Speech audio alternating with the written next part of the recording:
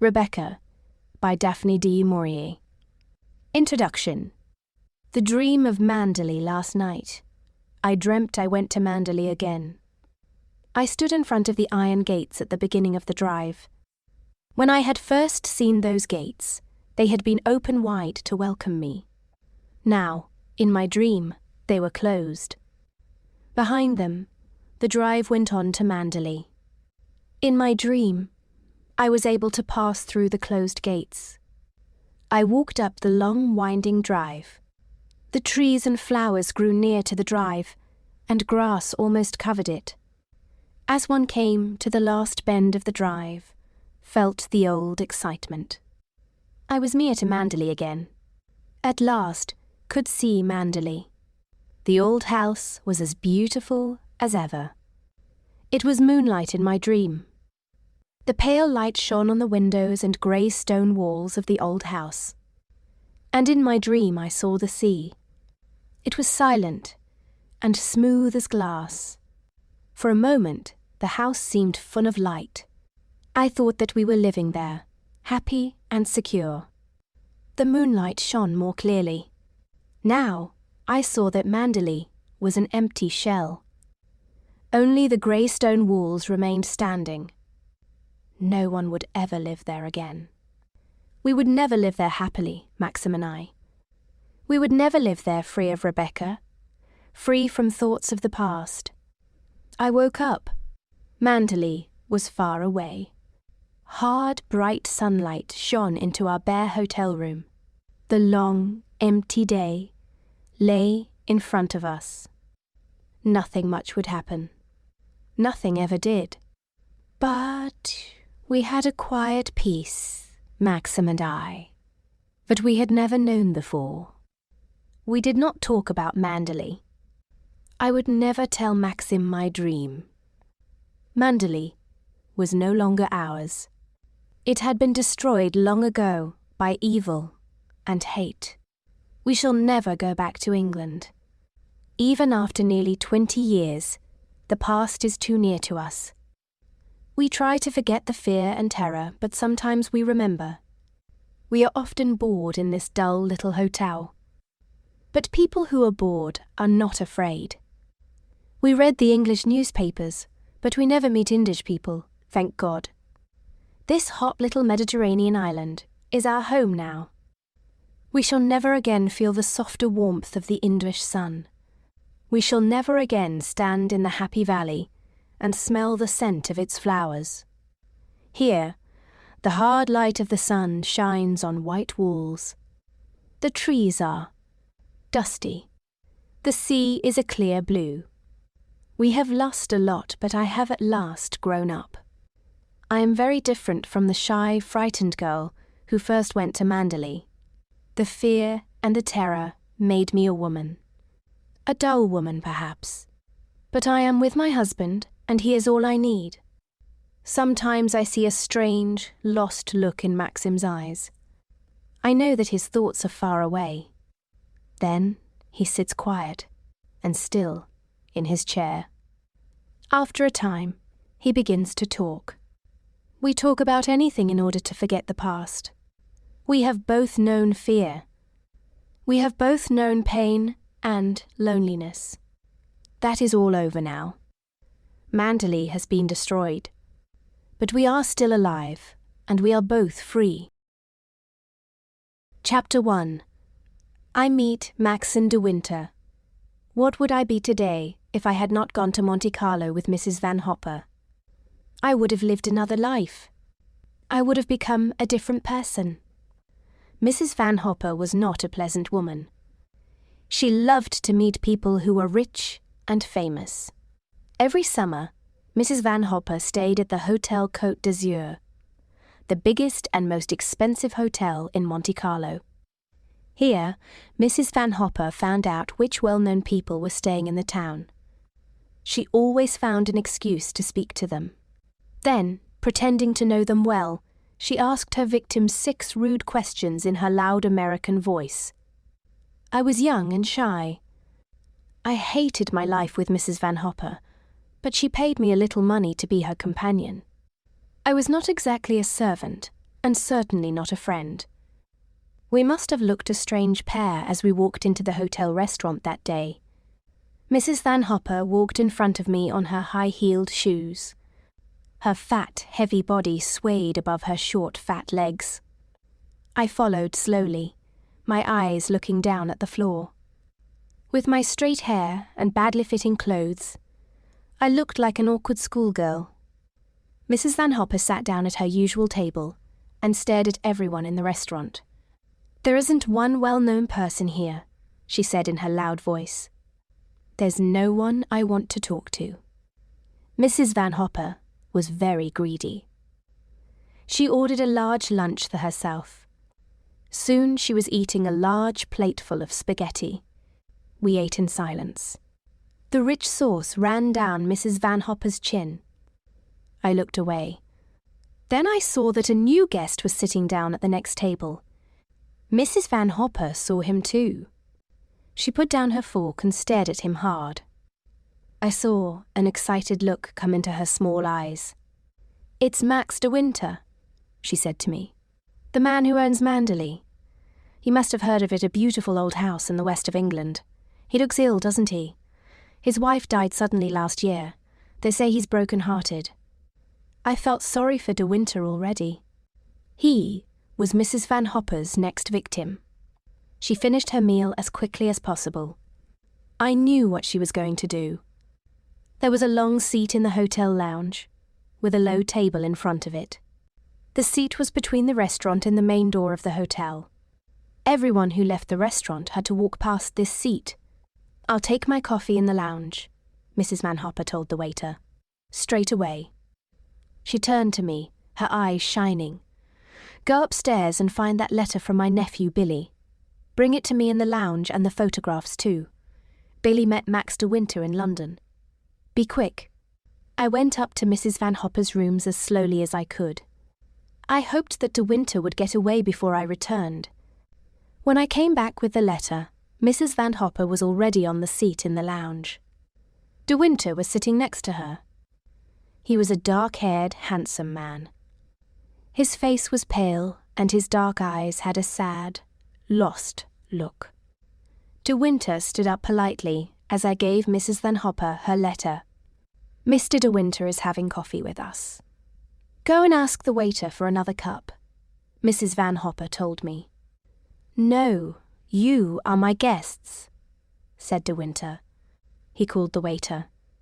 In a moment, De Winter was sitting on a small chair, and I was next to Mrs. Van Hopper on the long seat. "I recognized you at once," Mrs. Van Hopper said. "I met you at my nephew's party, in London, but I don't suppose you remember an old woman like me." And Mrs. Van Hopper gave De Winter one of her biggest smiles. "You are wrong. I could never forget you," said De Winter in a cold, hard voice. "Billy's on holiday now," Mrs. Van Hopper went on. "He loves travelling. But if he had a home like Manderley, he would never leave it. People say that Manderley's one of the most beautiful houses in England. I wonder what you are doing here in Monte Carlo." For a few moments there was silence. Then De Winter spoke. "Manderley was looking very lovely when I came away." There was another silence. De Winter had not answered Mrs. Van Hopper's question. She was not silent for long, of course. She started to tell De Winter all the unpleasant gossip, 6 of Monte Carlo. After his moment of rudeness, De Winter listened to her politely. I looked down at the floor and tried not to hear Mrs. Van Hopper's loud voice.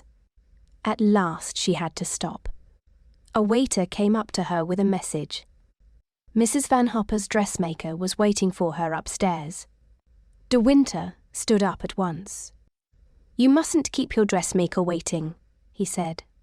Mrs. Van Hopper smiled. "You must have a drink with me," she said. "Why not tomorrow evening?" "I'm having a few friends, I'm sorry," De Winter said quickly.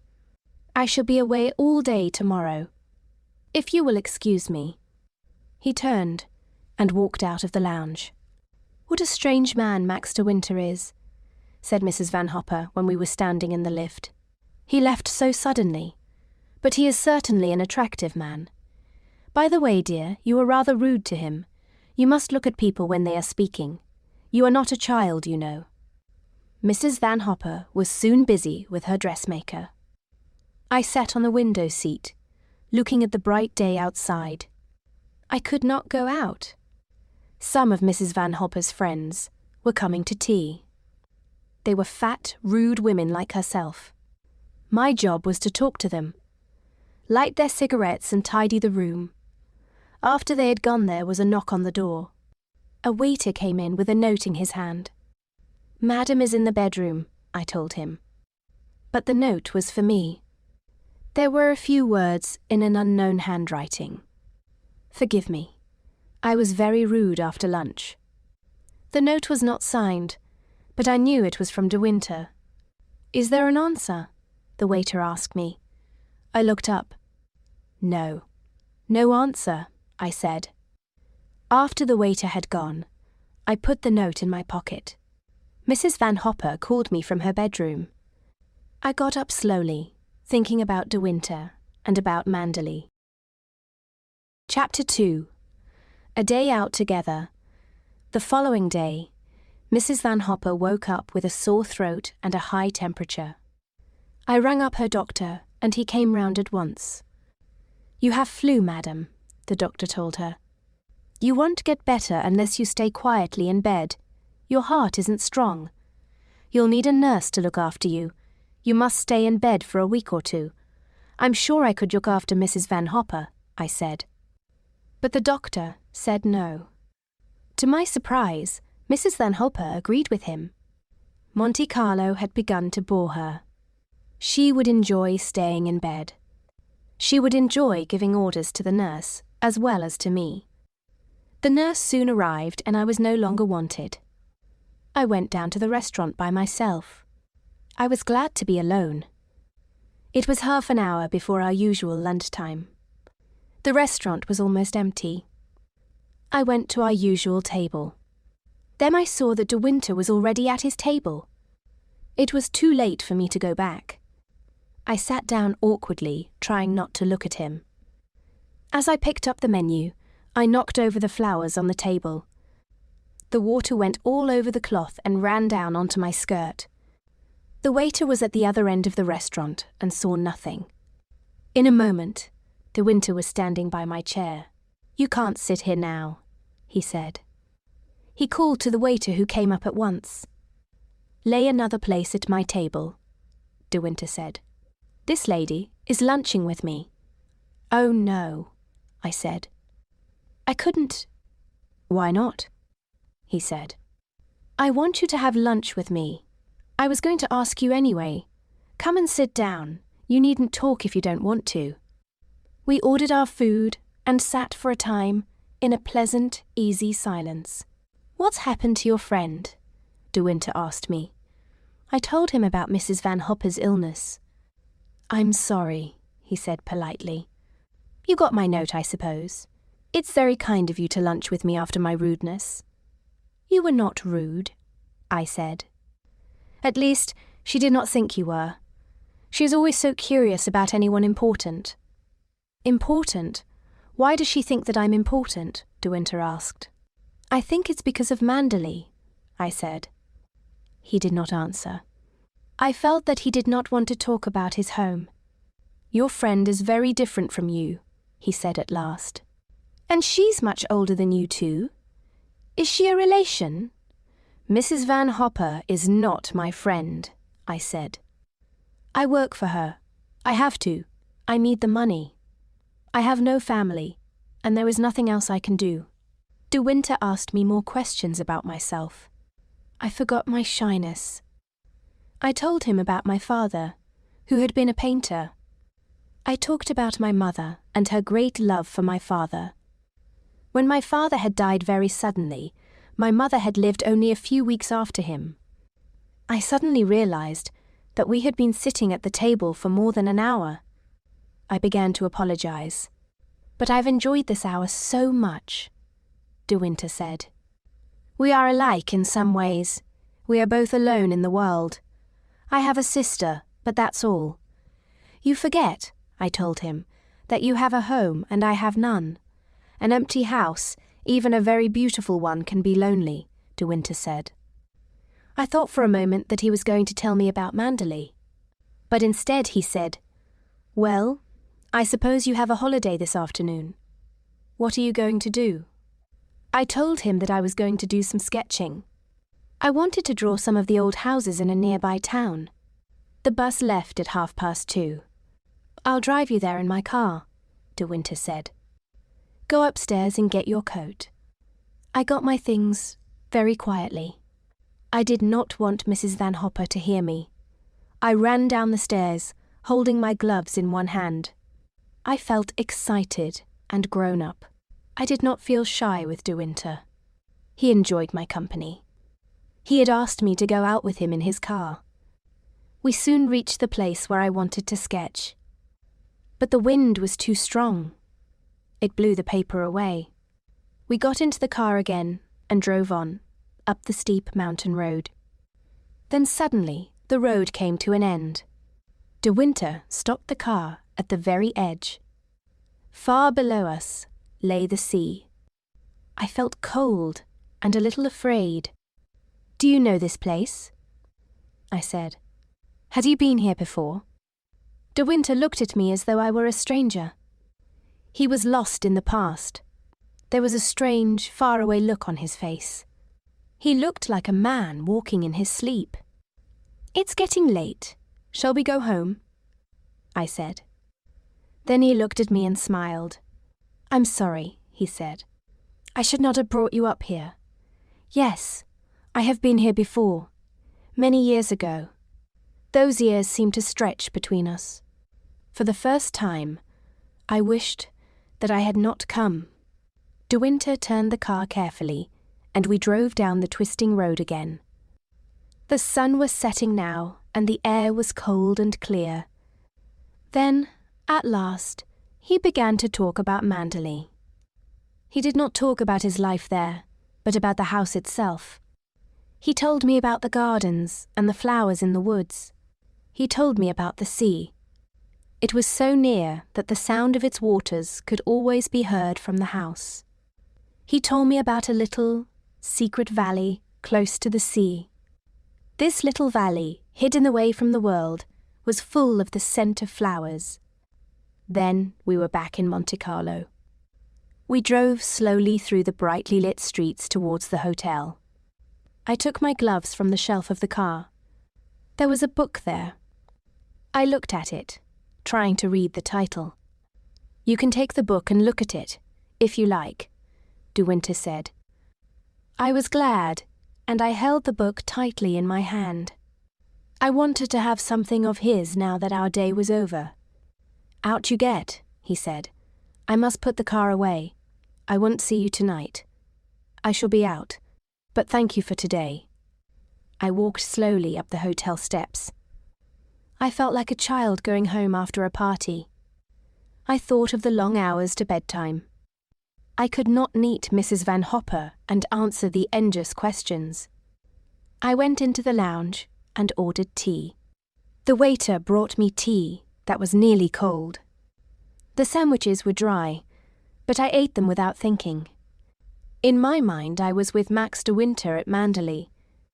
If he loved his home so much, why had he left it? I picked up the book he had given me. It was a book of poems. On the front page there was some writing, hard, clear writing in black ink. Max from Rebecca, 17th May. The name Rebecca stood out black and strong. The R was tall, much bigger than the other letters. I shut the book quickly. I remembered what Mrs. Van Hopper had told me about De Winter's wife. It was dreadful, she had said. Her death was in all the newspapers. They say he never talks about it, never says her name. Rebecca was drowned, you know, in the sea near Manderley. I stood up slowly, the book in my hand. I walked unhappily to the lift and back to Mrs. Van Hopper. Chapter 3. In Love. I was 21, and De Winter was the first man I had ever loved. First love is not always happy. It can sometimes be like a terrible illness. Mrs. Van Hopper had been in bed for about 10 days. She was bored now, and more bad-tempered than usual. She asked me what I had been doing. "You haven't got enough to do, and so you are doing nothing," she said unpleasantly. "You never have any drawings to show me. When I ask you to do some shopping, you always forget something. You are getting lazy without me to watch you." I did not reply. I could not tell Mrs. Van Hopper that every morning I drove with De Winter in his car. Every day I had lunch with him at his table. I have forgotten the places we went to, but I had not forgotten the excitement of those mornings. I remember how I ran down the stairs because the lift was too slow. He was always waiting in his car, reading the paper. When he saw me, he would smile and say, "Well, how is the companion this morning? Where would you like to go?" If we had driven round in circles, I would not have cared. I was happy to sit next to him, to be alone with him. But the time always went too quickly. There was a clock in the car. I could not help looking at it as we drove along. "If only we could keep our memories like scent in a bottle," I said one day. "And then we could open the bottle when we wanted to remember the moment again." "And what moment would you like to keep?" De Winter said with a smile. "I'm not sure," I began. Then I said quickly, "I'd like to keep this moment and never forget it." De Winter laughed. I suddenly felt very young and very silly. "I wish," I said angrily. "I wish I was a woman of about 36. I wish I was wearing a lot of makeup and had expensive clothes." "You would not be in this car now if you were like that," he said. "Why do you ask me to come out in your car, day after day?" I said. "I'm young. I know nothing. I am not an interesting person at all. You know all about me now. I have told you everything. But I know nothing about you, nothing except that you live at Manderley and that your wife is dead." I had said the words, at last. Your wife. Your wife. He would never forgive me. I shall never drive with him again, I thought. He slowed down the car, and we stopped by the side of the road. Then he turned to me and spoke. "A little while ago, you said you wanted to keep your memories. For me, it is different. All my memories are unhappy. I want to forget them. Something happened a year ago that changed my whole life. I want to forget everything that happened to me before that time. That's why I came to Monte Carlo. If you had not been here, I would have left long ago. I ask you to drive with me because I like you. I enjoy your company. If you don't believe me, you can get out of the car now." I sat very still. I could not speak. I could feel the tears coming into my eyes. "I want to go home now," I said. Without a word, he started the car and we drove on. The tears began to run down my cheeks. Suddenly, De Winter took my hand and kissed it. Then he gave me his handkerchief. I wiped my red eyes. I had never felt more alone. "To hell with this," he said, and put his arm round my shoulders. "You are so young. I don't know how to speak to you. Forget everything I told you. Let's start again. My family always call me Maxim. I'd like you to call me that too." I smiled then, and he laughed back at me. The morning was happy again. The afternoon with Mrs. Van Hopper did not matter. Elle could look forward to tomorrow morning and the morning after. I could call him Maxim. He had kissed me. I had to play cards with Mrs. Van Hopper that afternoon, but I was still happy. When we had finished our game, Mrs. Van Hopper said, "Tell me, is Max de Winter still in the hotel?" Yes, I think so. He comes into the restaurant sometimes," I said. Someone has told her, I thought. Someone has seen us together. I waited for her to ask more questions. But she did riot. "He's an attractive man," she said, "but not easy to know. I never saw his wife. People say she was very lovely. She was clever too, and always beautifully dressed, of course. Her death was very sudden. Everyone says he adored her. I did not answer. I was thinking about Rebecca, beautiful and clever. People could not forget her. Somehow, she and her beauty had not died. In my bedroom was a book that Rebecca had held in her hands. His family called him Maxim. Rebecca had called him Max. I thought of the writing on that page. It was bold and full of life. Rebecca was all the things that I would never be. I thought of all the letters Rebecca had written to her husband. They must have been full of the life they had shared. I thought I could hear her voice calling him. She called him Max. It was her special name for him. And I had to call him. Chapter 4.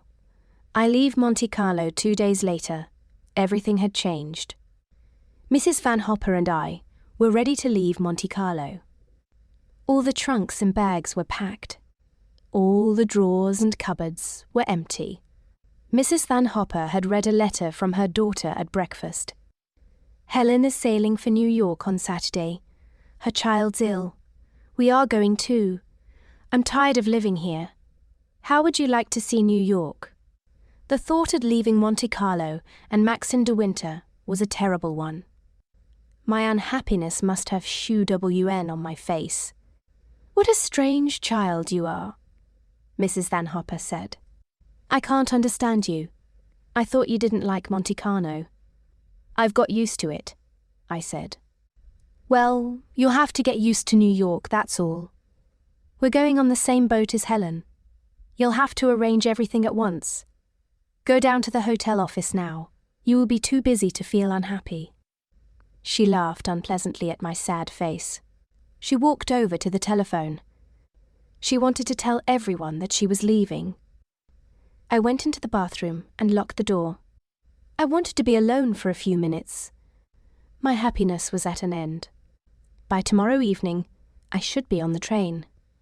The train would carry me away from Maxim, mile by mile. He would be sitting in the restaurant, reading perhaps, and not thinking of me. Where would I say goodbye to him? In the lounge, with Mrs. Van Hopper standing near? I was going, and everything was over. We would say goodbye like two strangers. Mrs. Van Hopper knocked on the bathroom door. "What are you doing in there?" she said. "There's no time to dream this morning. There's too much to be done." I washed my face with cold water and came out of the bathroom at once. I spent the rest of the day packing and arranging the journey. In the evening, Mrs. Van Hopper's friends came to say goodbye. We had dinner upstairs, and Mrs. Van Hopper went to bed early. I had not seen Maxim all day. I went down to the lounge at 9:30. A waiter saw me. He knew who I was looking for, of course. "Mr. de Winter is out this evening," he told me. "He will not be back before midnight." I walked slowly back up the stairs. Tomorrow would be too late. I should not be able to speak to him at all. That night I cried. My pillow was wet with tears. In the morning, my eyes were red and swollen. "You haven't got a cold, have you?" said Mrs. Van Hopper when she saw my face. "No," I said. "I don't think so." I tried not to look at her. "I hate waiting around when everything is packed," Mrs. Van Hopper said bad-temperedly. "We ought to have gone on the earlier train." She looked at her watch. "I think we could still catch it. Go down to the reception desk and ask. Hurry up." So my last morning was to be taken away from me. I would not see Maxim. Suddenly, I made up my mind. Instead of going down to the reception desk, I ran up the stairs. I knew the number of his room. I knocked on the door.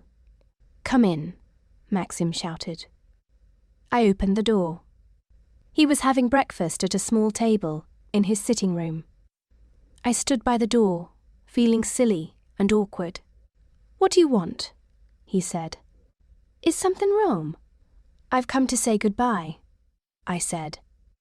We're going this morning. In about an hour. I thought I would not see you again. Maxim stared at me. Why didn't you tell me about this before? He said. Mrs. Van Hopper only decided to leave yesterday. Her daughter sails for New York on Saturday, and we're going with her. I don't want to go. I'll hate New York. Why go there? Then, I have to. I work for her, you know that. I can't afford to leave her. Sit down, he said. Have some coffee. I haven't time, I told him. I should be downstairs now. Never mind about that. I've got to talk to you.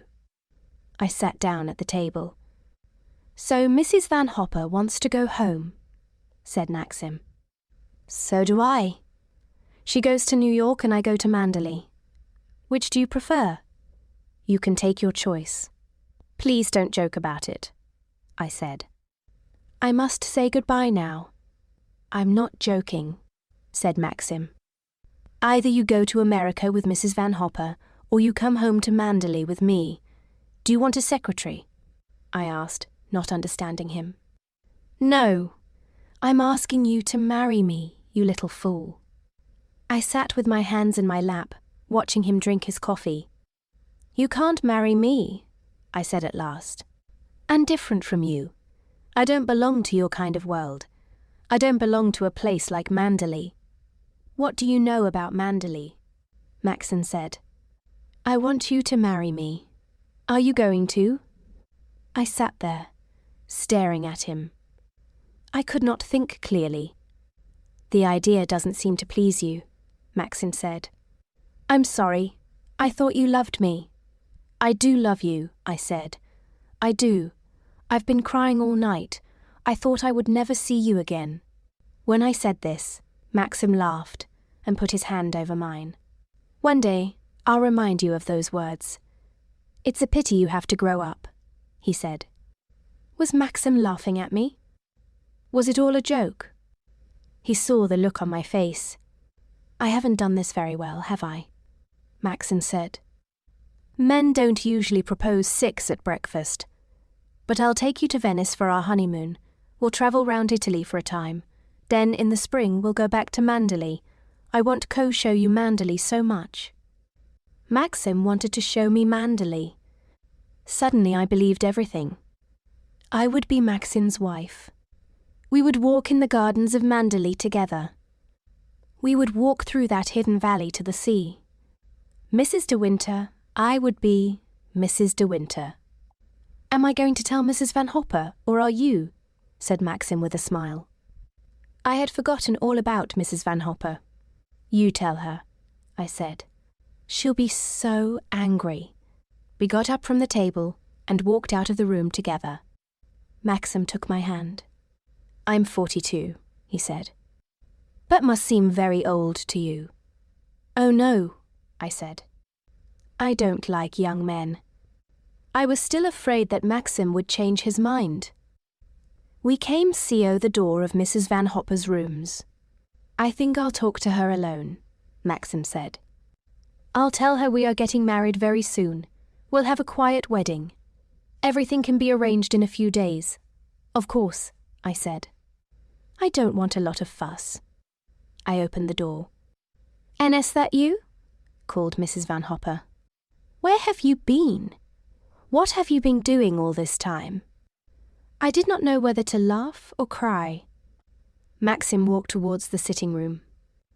I'm afraid it's all my fault, he said, and then he shut the door.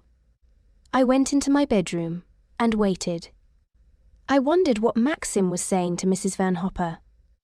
Was he saying, I love her. I want to marry her at once? Love. Maxim had not said anything to me about love.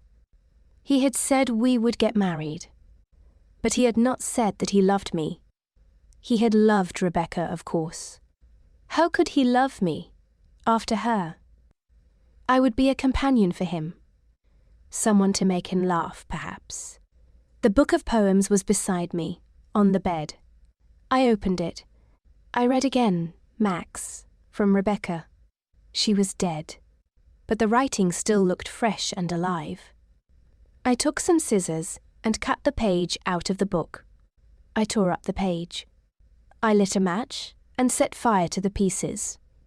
The paper twisted, blackened, and turned to ashes. The letter R was the last to be burnt. Then the flame destroyed it. I washed my hands. I felt better, much better now. As I stood there, the door opened, and Maxim came in. "Everything is all right," he said. She could not speak at first. She was too surprised. "Go in and talk to her. I'm going downstairs to arrange about her train. I don't want her to come to the wedding." Maxim was smiling, but he said nothing about being happy. He said nothing about love. I walked slowly into Mrs. Van Hopper's bedroom. She was standing by the window, smoking a cigarette. She turned round and looked at me carefully. "Well," she said, "you are more clever than I thought. How did you do it?" I did not know what to say. Mrs. Van Hopper was smiling, but there was no kindness in her smile. "It was lucky for you that I was ill," she said. "You certainly made the most of your time. He tells me that he wants to marry you in a few days. Well, I can't stop you. He's much older than you know." "He's only 42, I said. "I know what I'm doing." Mrs. Van Hopper looked at me again with the same unpleasant smile. "I hope you do. You won't find it easy to look after Manderley. You haven't any experience and you're too shy. Max de Winter is very attractive, of course, but I think you're making a big mistake." I did not say anything. I was young and shy, I knew that. But I was going to be Mrs. de Winter. I was going to live at Manderley. And I was going to make Maxim happy. Mrs. Van Hopper put out her cigarette. She walked slowly towards me.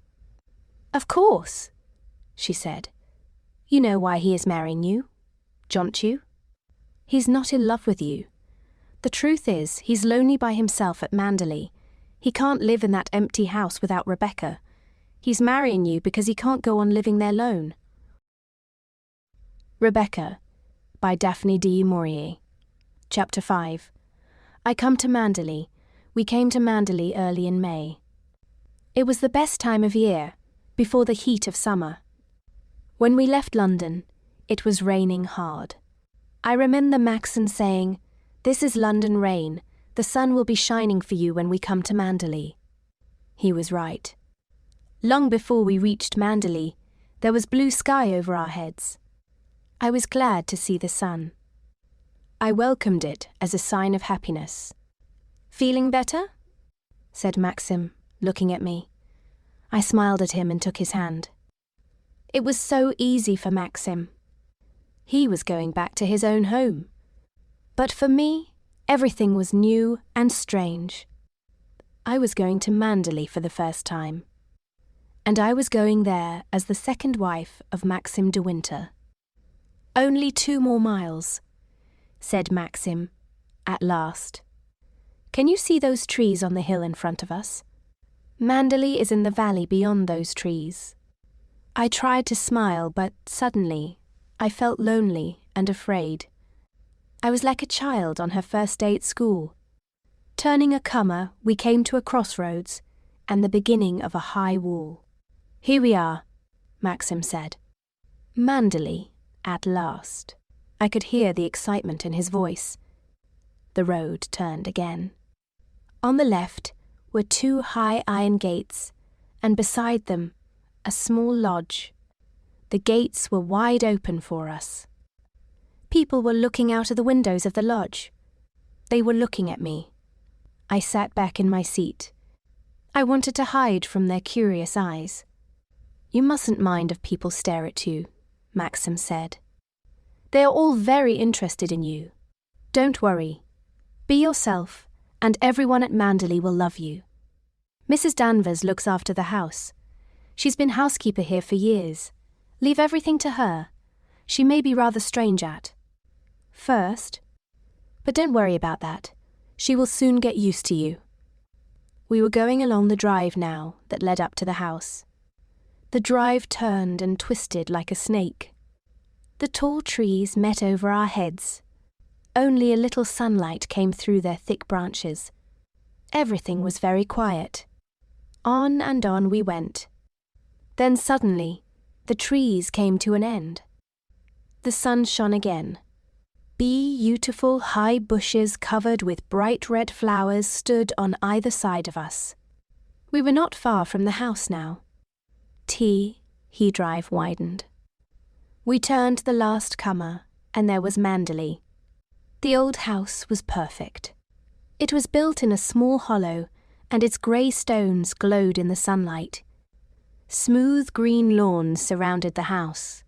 Beyond the lawns were gardens, and beyond the gardens, the sea.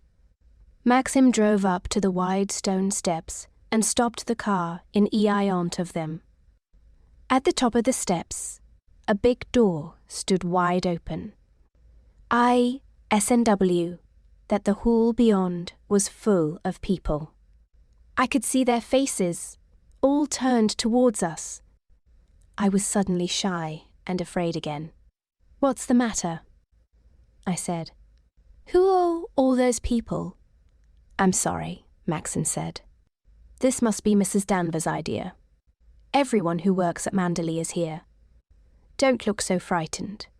You won't have to say anything. I'll do it all." An old man with a kind face came down the steps. "Well, here we are, Frith," said Maxim. "Everyone well?" "Yes, thank you, sir," said Frith. "We are all very glad to see you at home again. We hope you are well, and Madam too, of course."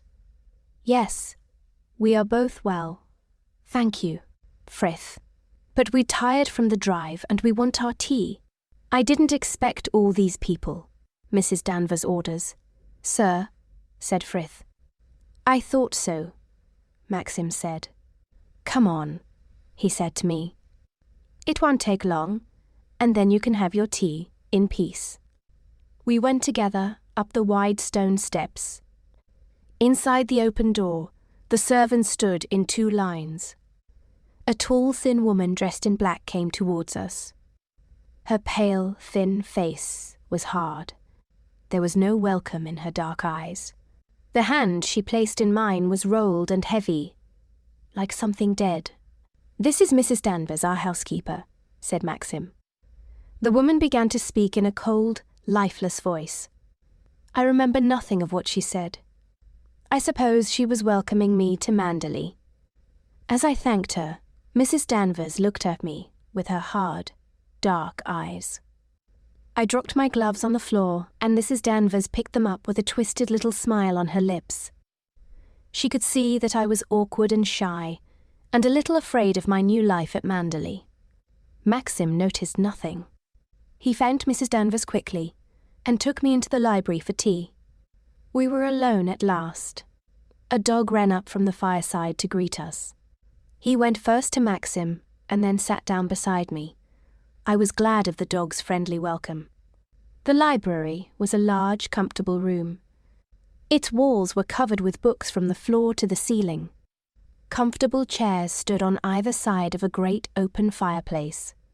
From its long windows I could see the lawns, and beyond the lawns, the sea. There was a quiet peace in the room. It was a place for rest, for reading, and for quiet thinking. Tea was brought to us by Frith and a younger servant. There was a special table and a snow-white cloth to cover it. The teapot and kettle were of silver, and the china was very fine. There were sandwiches, bread and butter, and several kinds of cake. There was far too much food for 2 people. But this was the tea served at Manderley every day. Maxim sat in a chair by the fire reading the letters that had been waiting for him. Now and again, he looked up at me and smiled. I leant back in my chair, drinking my tea and trying to feel at home. It was true. Manderley was my home now, my home and Maxim's. But somehow, I still could not believe it. My thoughts were interrupted by the opening of the door. It was Frith. "Excuse me, madam," he said. Mrs. Danvers asked if you would like to see your room. Maxim looked up from his letters. What do the rooms in the cast wing look like now? He said. Very nice indeed, sir, Frith replied. I think you will be very comfortable there. Have you been making changes? I asked. Oh, nothing much, said Maxim.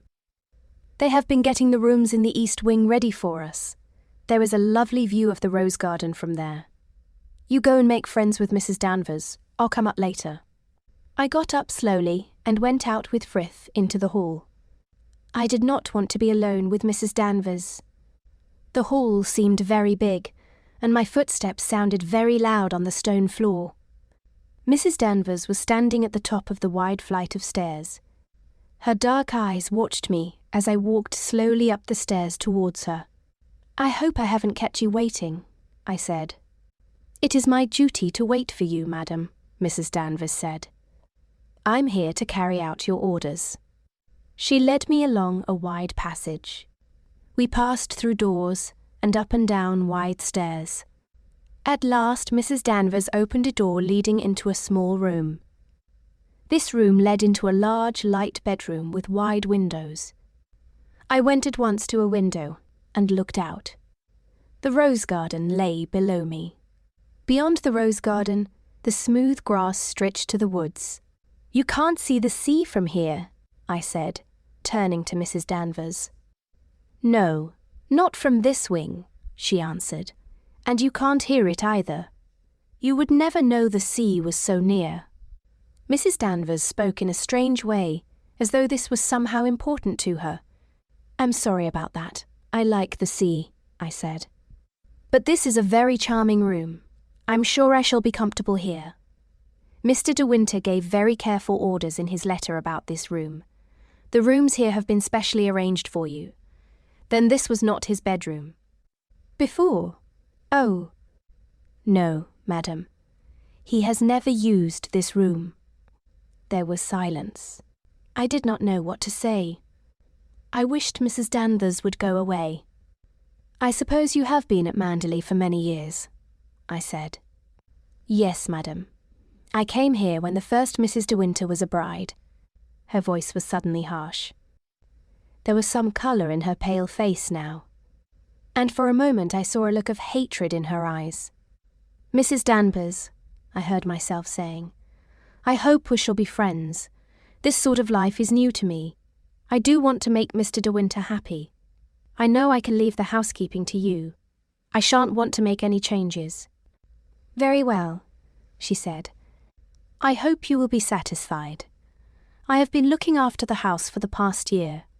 When the late Mrs. De Winter was alive, there were lots of parties and visitors, of course. She liked to look after everything herself. Dot would rather leave it to you, Mrs. Danvers, I said. And I'm sure we'll be very comfortable in these rooms. Mr. De Winter said you would rather be on this side of the house.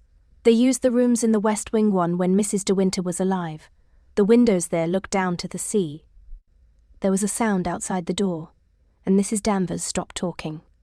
Maxim came into the room. Well, what do you think? Maxim said to me.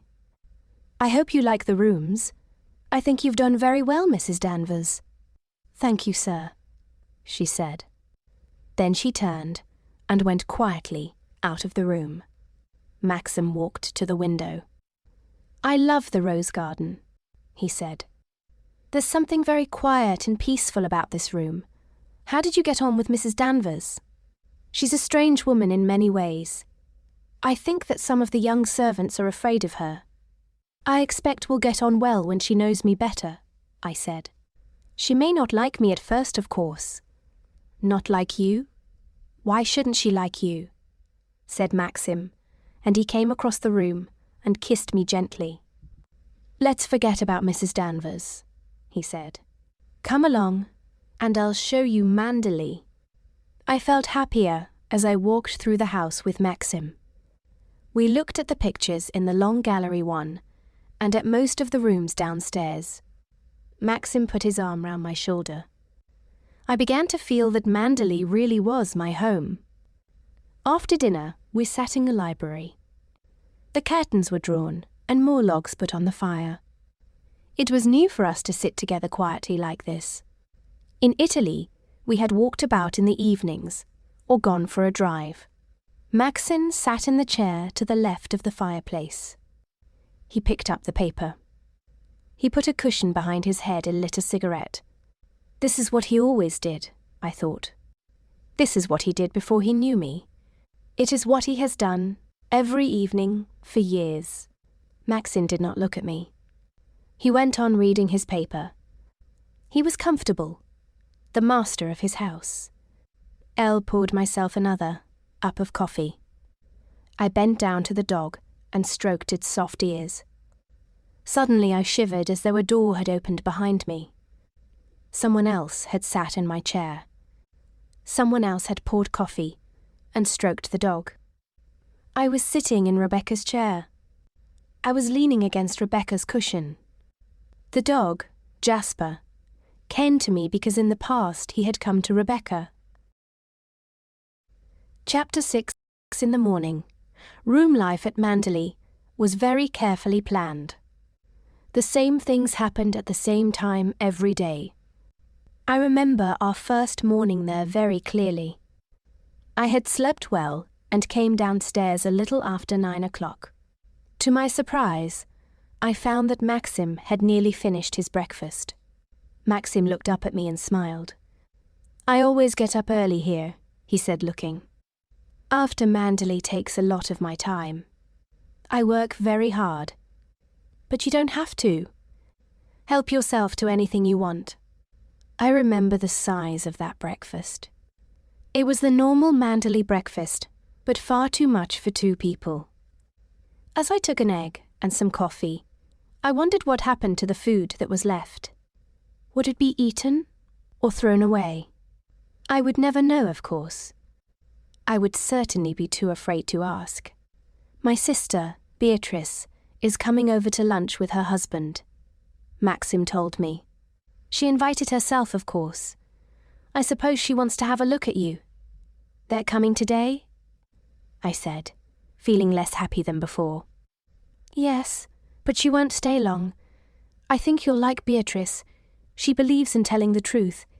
If she doesn't like you, she'll tell you so. Maxim stood up and lit a cigarette. I've so many things to do this morning. Why don't you go into the garden? You don't mind being alone, do you? Of course not, I said. I shall be perfectly happy. But I did not feel very happy as Maxim walked out of the room. I had thought we would spend our first morning at Manderley together. I had thought that perhaps we would walk down to the sea, or sit under the great tree on the lawn. I finished my breakfast alone. I left the dining room and went into the library. The room was cold. The fire was laid, but not lit. I looked round for a box of matches, but I could not find one. I went across the hall and into the dining room once more. Yes, there was a box of matches on the table. I picked it up. At that moment, Frith came into the room. "Oh, Frith," I said awkwardly. "I could not find any matches. I thought I would light the fire in the library. It's rather cold in there. The fire in the library is not usually lit until the afternoon, madam," he said. Mrs. De Winter always used the morning room before lunch. There was a good fire in there.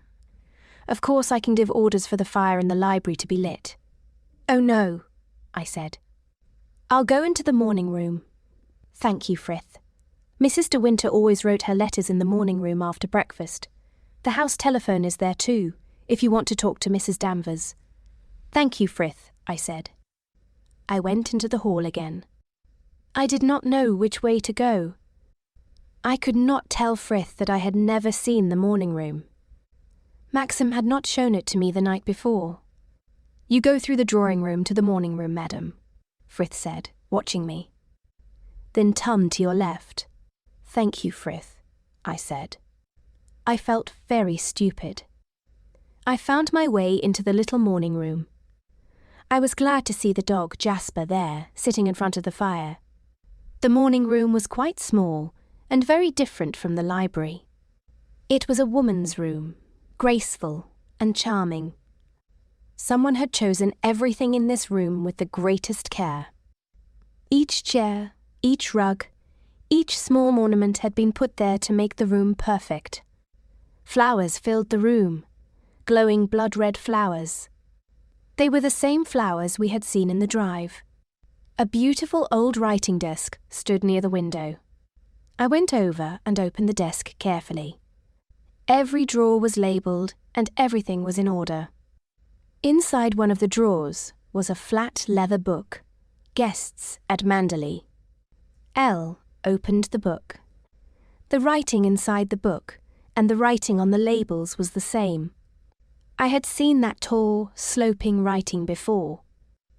It was Rebecca's writing. This was Rebecca's desk. I sat down and opened the guest book. Every page was covered with the same writing. I felt that Rebecca would come back into the room at any moment. The mistress of the house would come in and find me, a stranger, sitting at her desk. Suddenly, the telephone on the desk began to ring. My heart jumped. I picked up the phone. "Who is it?" I said. "Who do you want?" "Mrs. De Winter?" said a hard, deep voice. "Mrs. De Winter?" My hand was shaking. "I'm afraid you have made a mistake," I said. "Mrs. De Winter has been dead for over a year." I suddenly realised what I had said. "It's Mrs. Danvers, madam," said the voice. "And speaking to you on the house telephone." "I'm so sorry, Mrs. Danvers," I said. I didn't know what I was lying. I did not expect the telephone to ring. I wondered if you had seen the menus for the day. You will find the list on the desk beside you. I found the piece of paper and looked at it quickly. "Yes, Mrs. Danvers. Yes, very nice indeed. I'm very sorry to have disturbed you, madam. You didn't disturb me at all." "Thank you, Mrs. Danvers," I said. I put down the phone and looked at the desk. I felt very stupid. Rebecca would not have answered like that. I thought of Rebecca sitting at that desk. Here she had chosen her guests, and written letters to her friends. Who could I write to? I knew nobody. Then I thought of Mrs. Van Hopper, far away in New York. I took a piece of paper and a pen. "Dear Mrs. Van Hopper," I began. As I wrote, I noticed my own handwriting for the first time. How weak and childish it was. It was like the writing of a schoolgirl. Chapter 7. You are so very different when I heard the sound of a car in the drive. I stood up in sudden fear. Beatrice and her husband had arrived. They were earlier than I expected, and Maxim had not come back. I could not meet them by Purka. Myself. I ran quickly out of the morning room. I took a door to the left. I was in a stone corridor. A servant stared at me in surprise. I hurried up some stairs, hoping that I could find my way to my bedroom in the east wing. I could stay there until Maxim came back. Somehow I lost my way, but I went on and came to a wide staircase. I went up it. All was après, quiet and dark. I was in a corridor with doors on either side. I walked on, and at last I came to a long window. I looked out. Below me I could see green lawns and the sea. The sea was bright green, with white-topped waves. It was closer than I thought, much closer. I knew then that I had walked right round the house. I was standing in the corridor of the west wing. Yes, Mrs. Danvers was right. You could hear the sea from here. I was glad that my rooms were in the east wing. I loved the quiet beauty of the rose garden. The sea was too near here. As I turned to go back to the stairs, I heard a door open, behind me. Mrs. Danvers stood there. We stared at one another for a moment without speaking. "I lost my way," I said. "I was trying to find my room." "This is the west wing," she said. "Did you go into any of the rooms? If you wish to see them, please tell me. I could show them to you now." I shook my head. No, thank you," I said. "I must go downstairs." As I began to walk towards the stairs, Mrs. Danvers followed me. "If you want to see the rooms in the West Wing, I can show them to you at any time." "It's very kind of you, Mrs. Danvers," I said. "I will let you know." Mrs. Danvers walked beside me.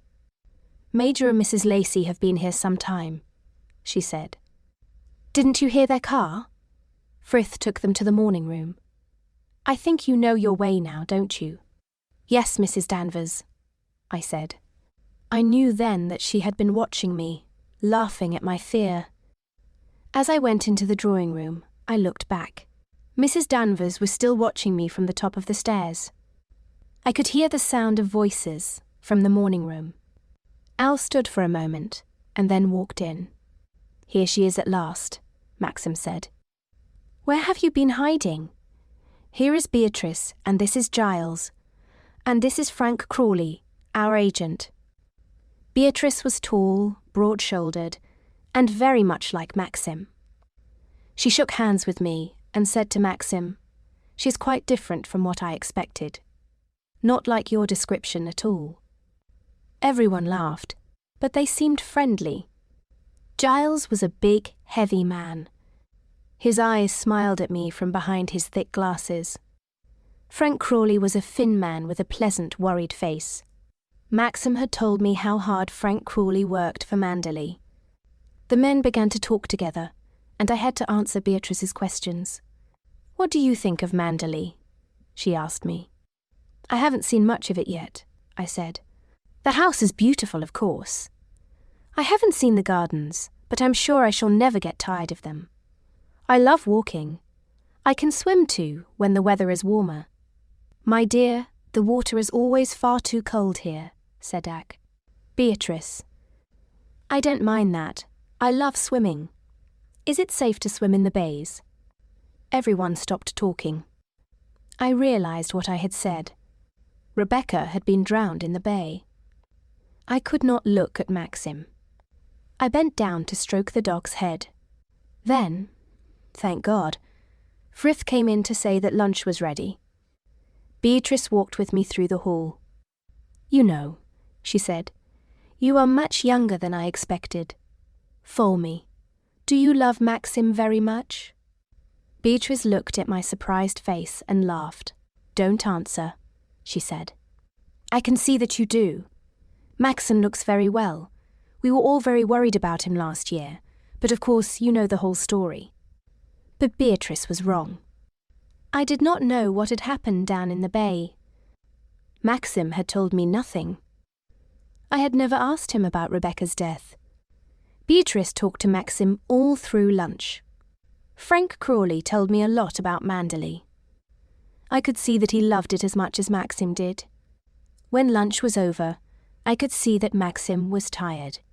I wished we hadn't had visitors so soon. I took Beatrice out onto the terrace. She asked me how I had met Maxim. I told her about Mrs. Van Hopper and how surprised she had been. "It was rather a shock to us too," Beatrice said. "Maxim said in his letter that you were very young and pretty. We expected a very modern sort of girl." Beatrice laughed, and I laughed with her. "Poor Maxim. He had a terrible time," Beatrice said. "Let's hope you have made him forget all about it. He loves Manderley so much. But you never know what he is thinking. How do you get on with Mrs. Danvers?" I was surprised by Beatrice's question. "She frightens me a little," I said. "She may try to make things unpleasant for you," Beatrice went on.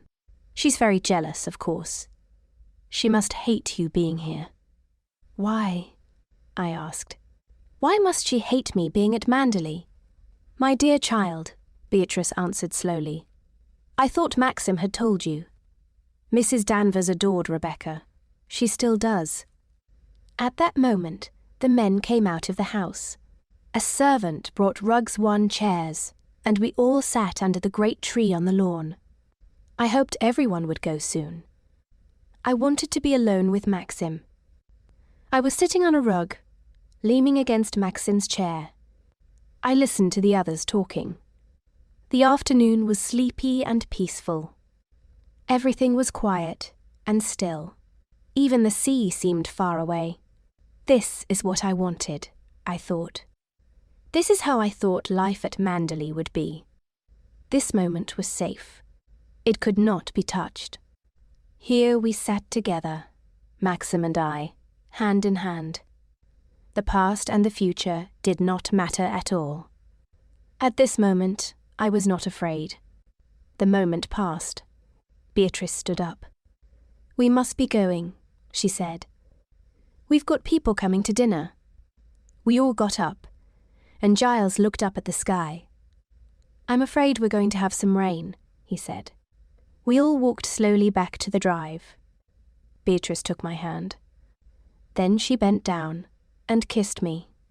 "Forgive me if I've asked you a lot of rude questions, my dear. As I said before, you are not what we expected. You are so very different from Rebecca." As we reached the car, the sun went behind a cloud, and a little rain began to fall. Maxim and I watched the car drive away. We turned and walked back into the house. Chapter 8. The Happy Valley.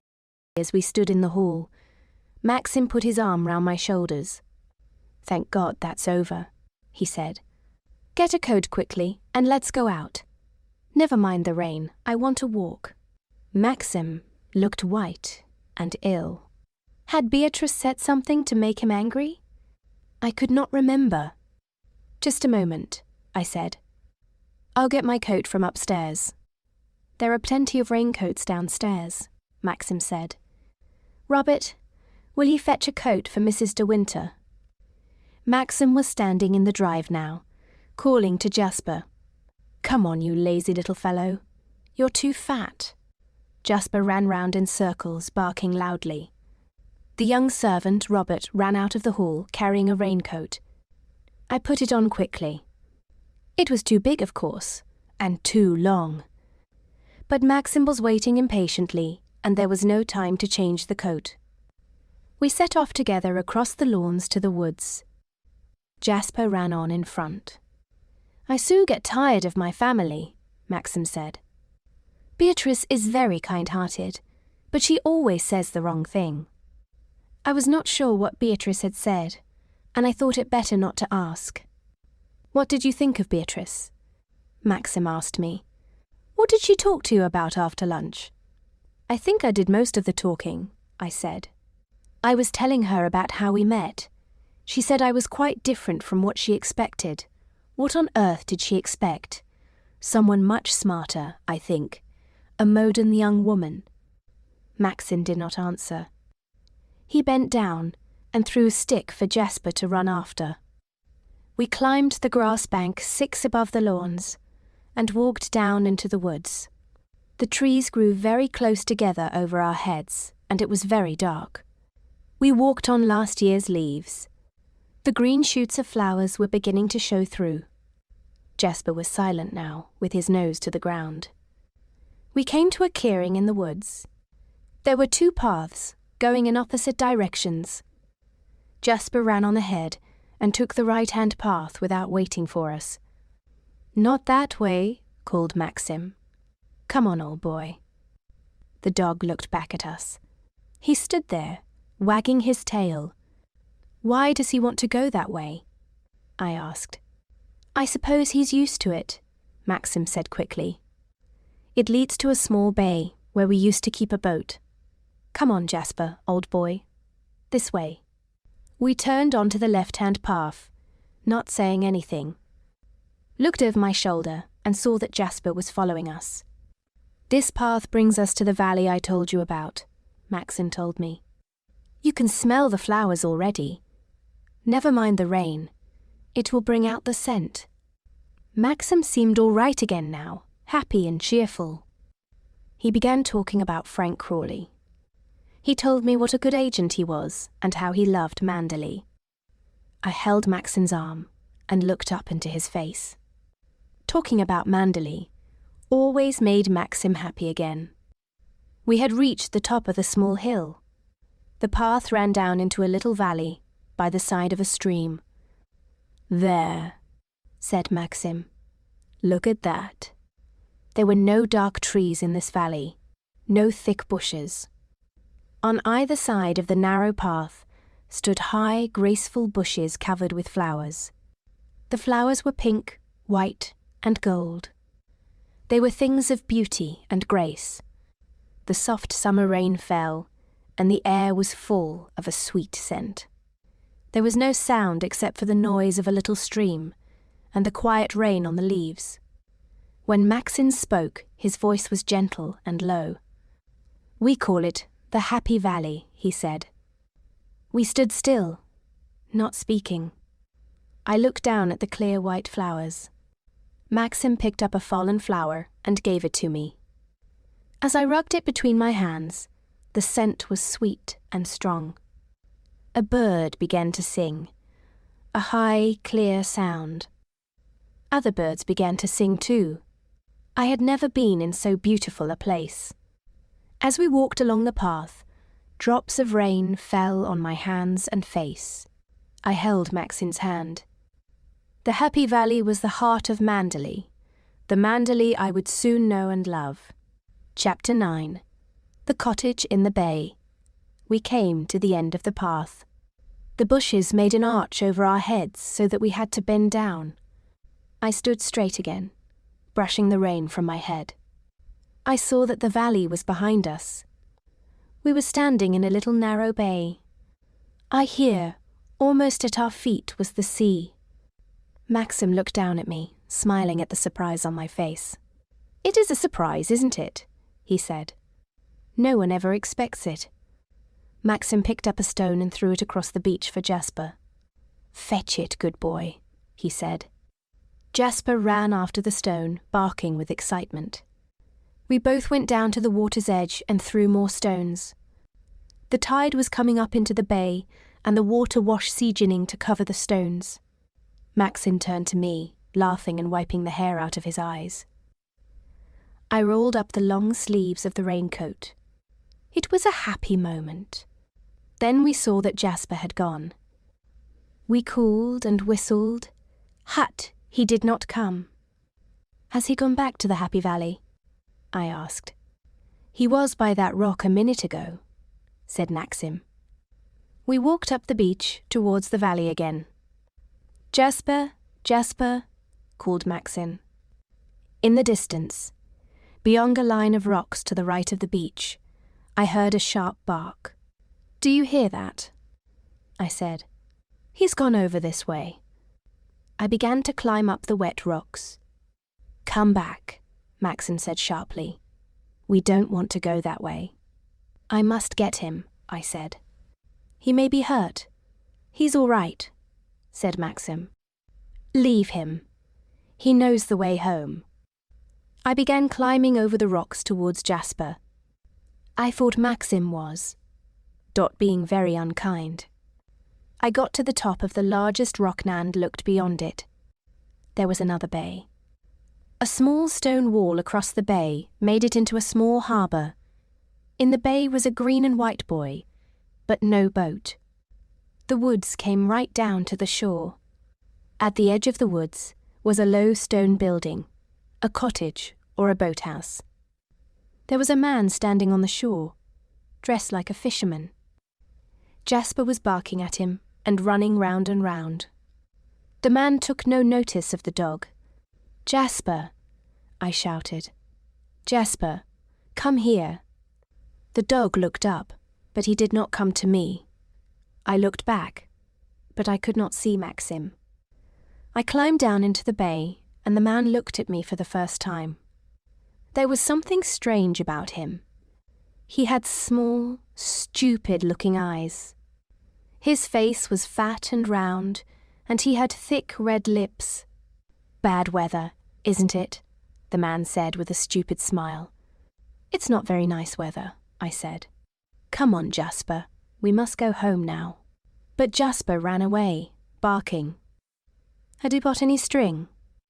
I asked the man. "I want something to tie the dog. He won't follow me." "I know that dog. It's not yours. It comes from the house." "He's Mr. De Winter's dog," I said kindly. "I must take him back." The man said nothing, but stared at me in the same stupid way. I walked up the shore to the cottage. Perhaps there was some string there. The grass round the little house had grown very long. The windows had pieces of wood over them. I pushed at the door. To my surprise, it opened, and I went inside. The room was furnished, and there were books on the shelves. But everything was covered with thick dust. The air was damp and still. Another door at the end of the room led into a small boathouse. I saw some string on a shelf and an old knife. I cut a piece of string for Jasper and went out of the cottage. There was something frightening about that small, dark room. I was glad to be outside again. The man was still watching me, staring like a child.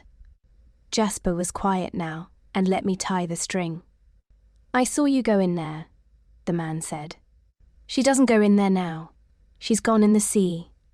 She won't come back, will she?" "No," I said. "She won't come back. I didn't say anything, did I?" The man's eyes were full of fear. He turned away and walked back towards the sea. Maxim was waiting for me beside the rocks. He looked angry. "I'm sorry," I said. "I had to get some string for Jasper. Who is that man?" "That's Ben. H.S. a bit mad." "But he won't hurt you. Where did you get that string?" "I found it in the cottage. The door was open. There's dust everywhere. The place ought to be cleaned. The door should be locked," Maxim said. He was walking very fast now. He went up past the cottage and onto a path through the woods. It was very different here from the Happy Valley. The path was steep and the trees were thick and dark. It was cold now and my legs ached. Jasper was tired too and walked very slowly. "Come on, Jasper, for God's sake, 3, said Maxim angrily. "Pull at that string, can't you?" he said to me. "It's your fault," I said. "You walk so fast. If you had listened to me, we would be home by now. There was no need for you to go after Jasper. I thought you would come with me," I answered. "Why should I run after the damned 3 dog?" Maxim said, not looking at me. "That's an excuse. You didn't want to go over the rocks," I answered.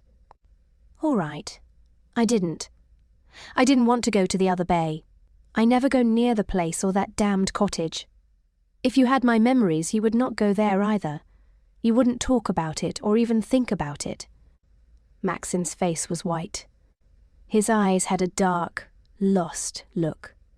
I took his hand and held it tight. "Please, Maxim, please," I said. "I don't want you to look like that. And sorry, darling. Please don't let us quarrel." "We should have stayed in Italy," Maxim said.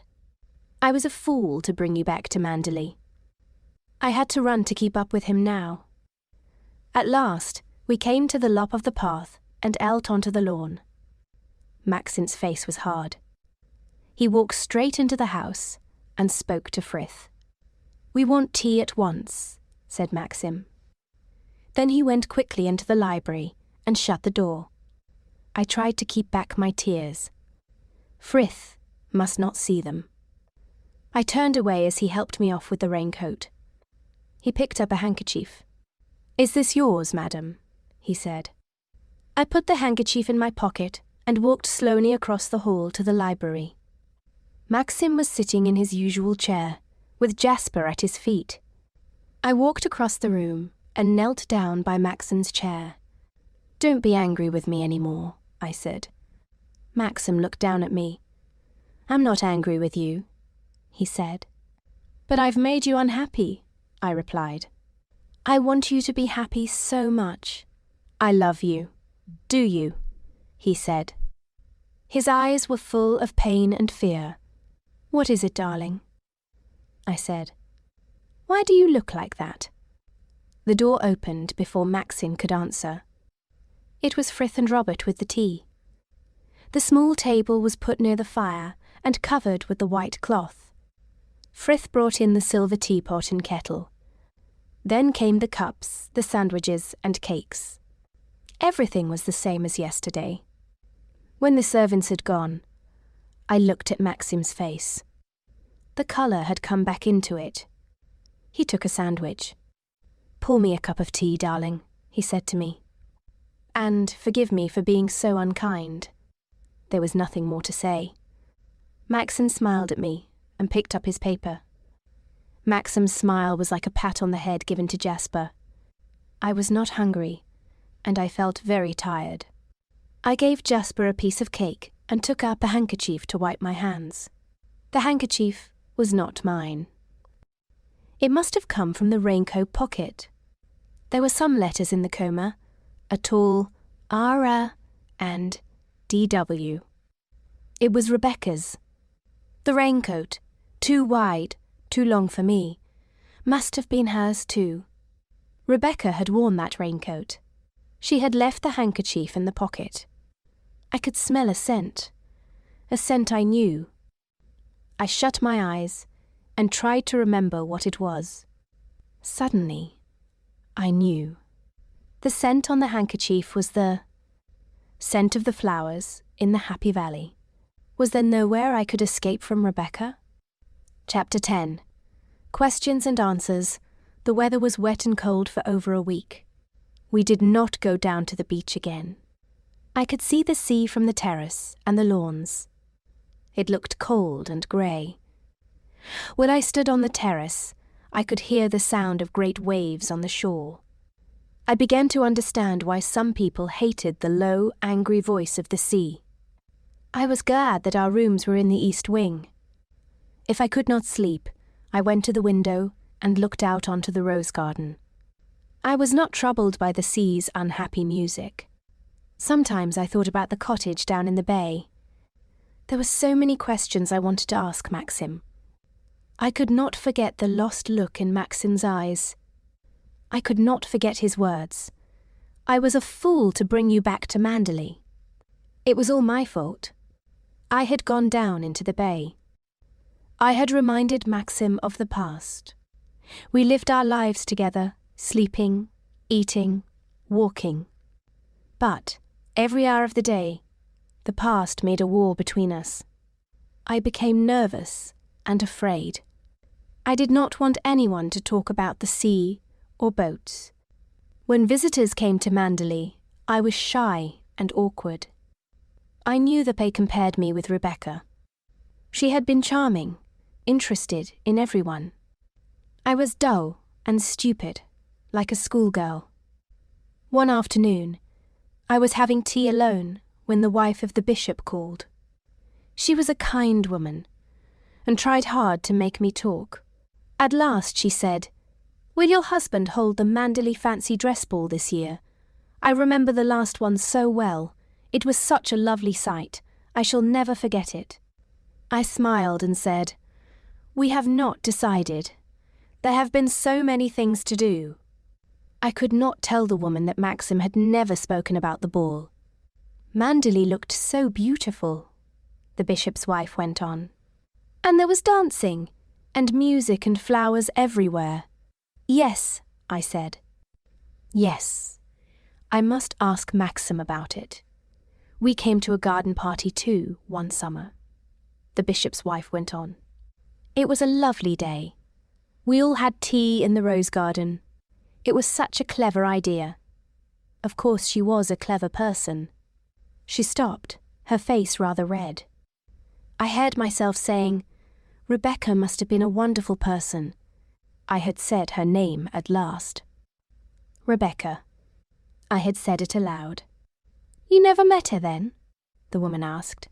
"Yes, she was a lovely person. So full of life. Everyone loved her. She was so good at everything too," I said. "Clever, beautiful, and fond of sport." "Drip Rebecca was certainly beautiful," my V11 tour went on. "I remember her on the night of the ball. She had a cloud of dark hair, her skin was very white, and she had such a lovely dress. She looked after everything in the house too," I said. "I'm afraid I leave it all to the housekeeper." "Oh well, you are very young, aren't you? We can't all do everything. I must go now. Do ask your husband to have another ball." "Yes, of course I will." I sat in the library after my V1's1 tour had gone. I thought about Manderley, full of people in beautiful costumes, dancing in the hall. I thought of Rebecca, lively and beautiful, arranging everything. What must people think about me? I suddenly sat up straight. I did not mind. I did not care. I was Mrs. De Winter now, not Rebecca. I decided that I would find out more about the fancy dress ball, but I did not want to ask Maxim. Later that afternoon, Frank Crawley came up to the house. "I have been hearing about the fancy dress ball, Frank," I said. "I did not know you had dances here." Frank did not reply at once. Then he said, "The Manderley ball was held every year. People came from miles around. They even came down from London." "It must have been a lot of work," I said. "I suppose Rebecca did most of it." Frank looked straight ahead. "We all helped," he said. "Will you ask Maxim about the ball?" I asked. "It does seem a good idea." Frank did not answer me. "I went into that cottage in the bay a few days ago," I said. "It's very dirty. Why doesn't someone do something about it?" Maxim would tell me if he wanted anything done, Frank replied. "Are they Rebecca's things?" I asked. "Yes," Frank said. "Did Rebecca use the cottage a lot?" "Yes, she did. She slept in the cottage sometimes. She had moonlight picnics on the shore." I noticed that Frank always called Rebecca she. He never used her name. "Why is there a boy in the bay?" I asked. "There's no boat there. What happened to it? Was it the boat Rebecca was sailing when she died?" "Yes," said Frank quietly. "It turned over and sank. She was washed overboard and drowned. The sea is sometimes very rough in the bay. Couldn't anyone have helped her?" I asked. "Nobody saw the accident. Nobody knew she was sailing. She of 10 went out alone like that. When did they find her?" I felt I must know everything now. I had been thinking about that terrible night for so long. They found her 2 months later. The sea had carried her 40 miles up the coast. Maxim had to identify the body. Suddenly, I was ashamed of all my questions. "Frank," I said, "I'm sorry I asked you all those questions, but everything is so strange to me at Manderley, and when I meet anyone new, I know what they are thinking. How different she is from Rebecca." "Mrs. De Winter, you mustn't think that," said Frank, looking at me for the first time. "I am so glad you have married Maxim. It will make such a difference to his life, and Manderley needs someone like you, someone young, fresh and charming." But Rebecca was so charming and clever, people still remember her. "Maxim would be very unhappy to hear you talking like this, Mrs. De Winter. Forget Che Pace. As Maxim has done. None of us want to bring back the pace. Your job here is to lead us away from it." Elle was much happier now. But Elle had to ask Frank one more question. "Tell me, Frank," I said. "Was Rebecca very beautiful?" Frank turned away from me so that I could not see his face. "Yes," he said slowly. "Yes. Elle supposed she was Che's most beautiful woman I ever saw in my life." Chapter 11. The China Cupid. I did not see very much of Mrs. Danvers. She sent the menus to the momming room every day. She rang me every morning on the house telephone. She had also found a maid for me, called Clarice. Clarice was new to Manderley, and Kai's was her first job. Her family lived near Manderley, but she had never known Rebecca. To Clarice, I was an important person because I was Mrs. De Winter. Mrs. Onevers was certainly an excellent housekeeper, and I began to lose my fear of her. Sometimes Elle felt sorry for Mrs. Danvers. L.T. Muse hurt her to call me Mrs. De Winter when, all the time, she was thinking a book Rebecca. Frank had told me to forget the past. I wanted to. But Frank did not sit in the morning room every day as I did. He did not sit at Rebecca's desk and touch the chings she had touched. Dear God, I did not want to think about Rebecca. I wanted to be happy. I wanted Maxim to be happy too. But Rebecca was always in my thoughts and dreams. Beatrice, Maxim's sister, had promised to give me a wedding present. She did not forget. One day, Robert brought a large parcel into the morning room where I was sitting alone. I cut the string excitedly and tore off the dark brown paper. Beatrice had sent me 4 big books about painting. She knew that I enjoyed sketching, and she had really tried to please me. I was glad to have something at Manderley that belonged to me. I looked round Che room for somewhere to put Che books. I stood Kem in a row on top of the desk and looked at them. But the books were far too heavy. First one fell, and then the others followed. A little china ornament, which always stood on the desk, was knocked onto the floor. The ornament broke into many pieces. One tea was a beautiful little Cupid, and one of Chi's loveliest things in the house. I was suddenly very frightened. I found an envelope in a drawer and carefully packed the pieces of china into it. Then, like a child, I hid the envelope in the desk. I decided to put my new books in the library, and I said nothing about the Cupid. The following day, after lunch, Frith brought our coffee to the library as usual. Instead of leaving, he stood by Maxim's chair. "Could I speak to you, sir?" he said. Maxim looked up from his paper. "Yes, Frith. What is it?" "LT's about Robert." "Sir, he's very upset. Mrs. Danvers has accused him of taking a valuable ornament from Che momming room. Mrs. Danvers noticed it was missing late Kai's. Momming. She says that Robert must have taken it or broken it. Robert says he knows nothing about it. Perhaps it was one of the maids," said Maxim. I knew he hated any kind of trouble with the servants. "No, sir. No one except Robert has been in the room, apart from Madam, of course. Mrs. Danvers doesn't let the maids clean the morning room." "Well, Mrs. Danvers had better come and see me. What ornament was it?" "The china Cupid, sir. It stands on the desk." "Oh dear," said Maxim. "That's very valuable. It must be found. I'll see Mrs. Danvers at once." "Very good, sir," said Frith, and quietly left the room. "Darling," I said to Maxim when we were alone, "I meant to tell you before, but I forgot. I broke the Cupid yesterday." "You broke it? Why didn't you say so when Frith was here?" "You'll have to explain to Mrs. Danvers now." "Oh no. Please, Maxim, you tell her. Let me go upstairs." "Don't be silly," said Maxim angrily.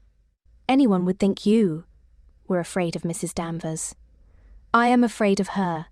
At least, not afraid, but—" The door opened without a sound, and Mrs. Danvers came into the room. I looked nervously at Maxim. His face was half amused, half angry. "It's all a mistake, Mrs. Danvers," Maxim told her. "Mrs. De Winter broke the Cupid herself. She forgot to tell us." I felt like a child again. "I'm so sorry," I said. "I never thought Robert would get into trouble." "Is it possible to repair the Cupid, madam?" said Mrs. Danvers. She did not seem surprised. I felt she had known the truth all the time. "I'm afraid not," I said.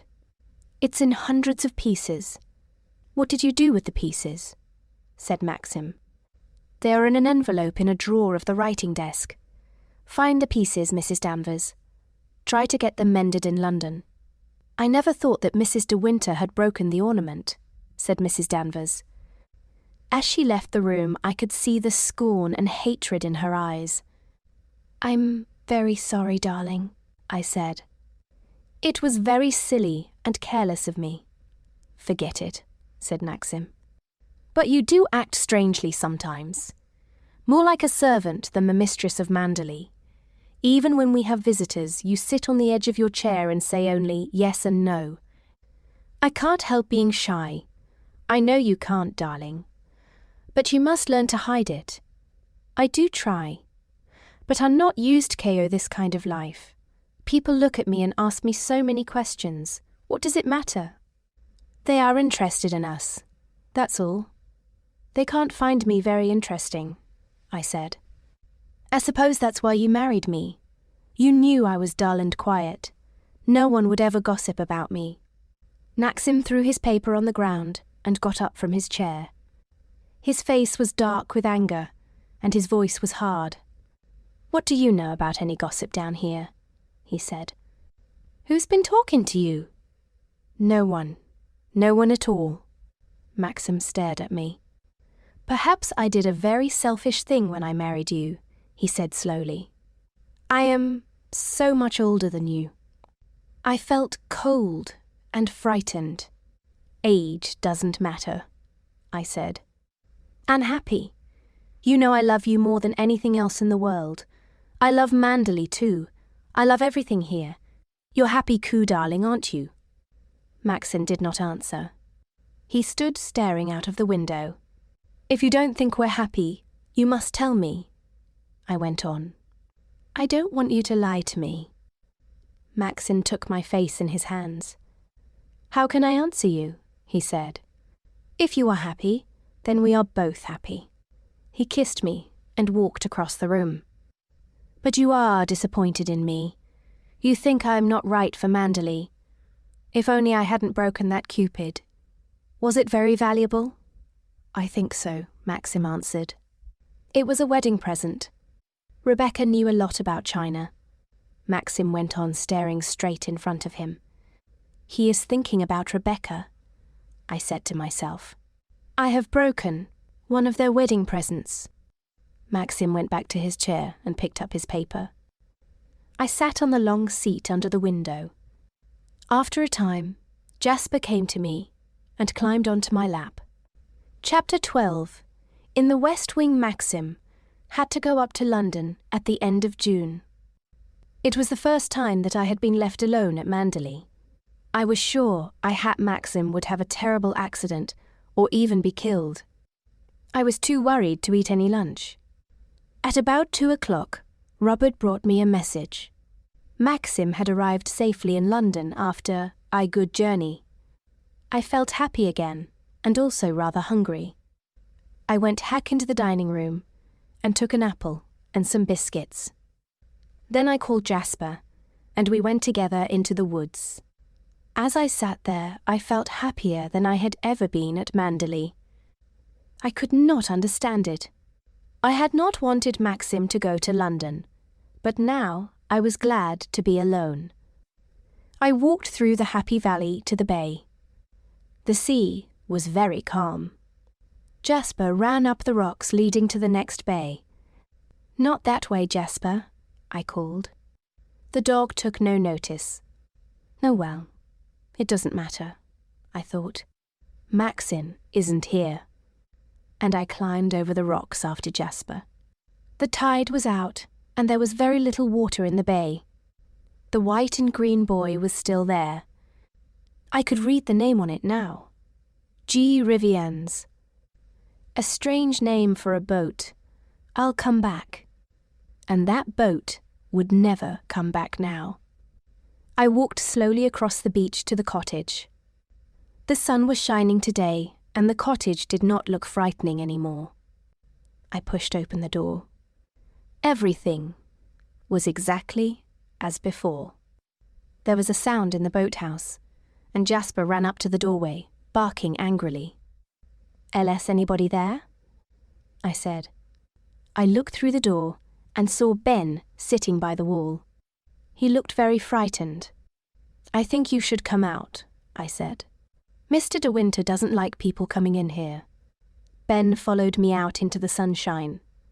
"I'm not doing anything wrong," he said. "You won't yock me up, will you?"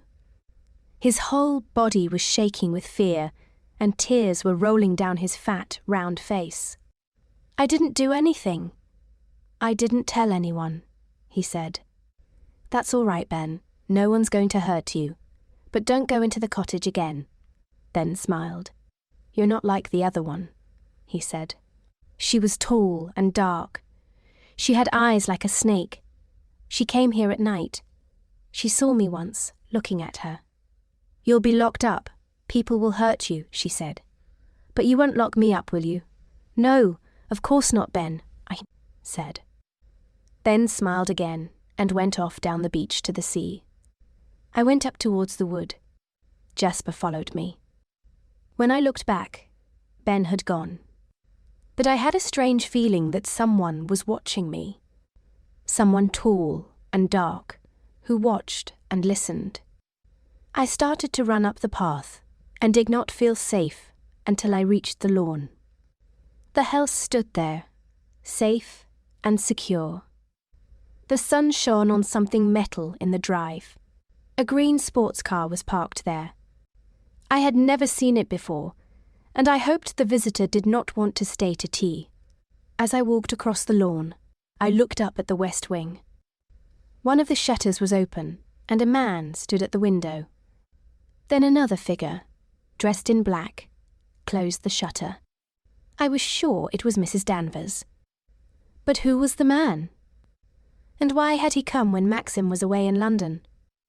I walked up the steps, through the hall, and into the morning room. I could smell cigarette smoke. Then I heard voices, and, without thinking, I hid behind the door. I heard Mrs. Danvers say, I expect she went into the library. Wait here when I go and see. She was talking about me, of course. I did not know what to do. Jasper had moved towards the drawing room, wagging his tail. Hello, Jasper, old boy, said a man's voice, and Jasper ran back into the morning room. The man followed. He saw me standing behind the door. I have never seen anyone more surprised. I beg your pardon, the man said, looking down at me with a rather unpleasant smile. He was a big, handsome man, but his face was red and his eyes were a hard blue. His breath smelt of whiskey. I'm so sorry, he said. I called to see Danny. She's an old friend of mine. He lit a cigarette and looked round the room. How's old Max? He asked. Maxim's very well. He's in London, I said. What? He's left you all alone. That's not fair, is it? The man gave an unpleasant laugh. I did not like him at all. At that moment, Mrs. Danvers came back. She looked at me angrily. Well, Danny, the man said, aren't you going to introduce me to the new bride? This is Mr. Favell, madam, said Mrs. Danvers. How do you do? I said politely. Will you stay to tea? The man laughed again. Now, isn't that kind, Danny? He said. But I had better be going. Come and look at my car, he said to me. It's a good car. Much faster than the one Max has. I did not like the way that Favell spoke about Maxim. I did not want to look at his car. But I followed him out into the hall. Goodbye, Danny. Take care of yourself. You know my telephone number. Dear old Manderley, Favell said, as we walked out of the house. What do you think of it? Aren't you lonely living here? I'm very fond of Manderley, I said. I have enjoyed meeting you, Favell said, standing by his car. But I'd rather you didn't tell Max about my visit. I'm afraid your husband doesn't like me very much. He might be cross with poor old Danny. No, all right, I said awkwardly. I won't say anything to Maxim. He got into the car and started the engine. That's very kind, he said. Perhaps I'll come back and see you one day. Goodbye. Favell drove away noisily and much too fast. I walked slowly back to the house. Mrs. Danvers had gone. I wondered who Favell was. He had certainly been to Manderley before. And, like Rebecca, he called Maxim Max. Had Favell known Rebecca? What had he been doing in the West Wing? There were some very valuable things in the house. Perhaps the man was a thief. I decided to go up to the west wing. I must see that everything was all right. The house seemed very quiet as I began to walk up the stairs. My heart was beating in a strange, excited way. I was again in the corridor where I had stood on my first morning at Manderley. I turned the handle of the nearest door and went inside. Everything was dark. I found the light and switched it on. I was surprised to see that the room was completely furnished. There was no dust, and everything was clean and tidy. The room, a bedroom, was the most beautiful I had ever seen. There were flowers on the dressing table, and on the table beside the bed. A satin dressing gown lay on a chair. There was a pair of slippers under a chair. I walked slowly into the middle of the room. No, it was not used. It was not lived in anymore. The air was not fresh. Rebecca would never come back to this room again. I could hear the sea clearly. I went to the window and opened a shutter. Yes, I was standing at the window where I had seen Mrs. Danvers and Favell. I felt afraid, and my legs began to tremble. I sat down on the stool by the dressing table. I looked round the room, the most beautiful in Manderley. A room, it was never used now. I got up and went to the chair. I touched the satin dressing gown. I picked up the slippers and held them in my hand. On the bed lay Rebecca's nightdress. I went to the bed and held the nightdress to my face. It was cold and smelt of the flowers in the Happy Valley. As I stood looking down at the bed, I heard a step behind me. I turned quickly. It was Mrs. Danvers. I shall never forget the look her face. It was a look of strange, terrible excitement. She came nearer, and I could feel her breath on my face. "Is there anything the matter, madam? Are you feeling unwell?" Mrs. Danvers said quietly. "I did not expect to see you here, Mrs. Danvers. I came up to fasten one of the shutters." "I will fasten it," Mrs. Danvers said. Mrs. Danvers came back from the window and stood beside me. "You opened the shutter yourself, didn't you?" she said. "You wanted to see this room, didn't you? Now you are here, let me show you everything." Her voice now was as soft and sweet as honey. "It's a lovely room, isn't it? That was her bed. I keep it just as it was. This was her nightdress. She was wearing it the night before she died. These are her slippers." Mrs. Danvers put the slippers back under the chair and walked across the room to a large wardrobe. "All her evening clothes are here. Her furs, too. Mr. De Winter was always buying clothes for her. Beautiful clothes." Mrs. Danvers held my arm tightly with her long, thin fingers. Her eyes looked deep into mine. "I blame myself for the accident," she said. "I was out that evening. When I came in, I heard she had gone down to the bay. I was worried. The wind was blowing hard. Mr. De Winter came in at about 11. The wind was blowing harder. And still she had not come back. I sat on my bed until after 5. Then I put on my coat and went down to the bay. I saw at once that the boat had gone." Mrs. Danvers' hand fell back to her side. "That is why Mr. De Winter doesn't use these rooms anymore. Listen to the sea. Even with the shutters and windows closed, I could hear the dull, harsh sound of the sea in the bay. I come into these rooms and dust them every day," Mrs. Danvers said. "If you want to come again, ask me. No one comes here but me. Sometimes I feel she is standing here, behind me. I feel her everywhere.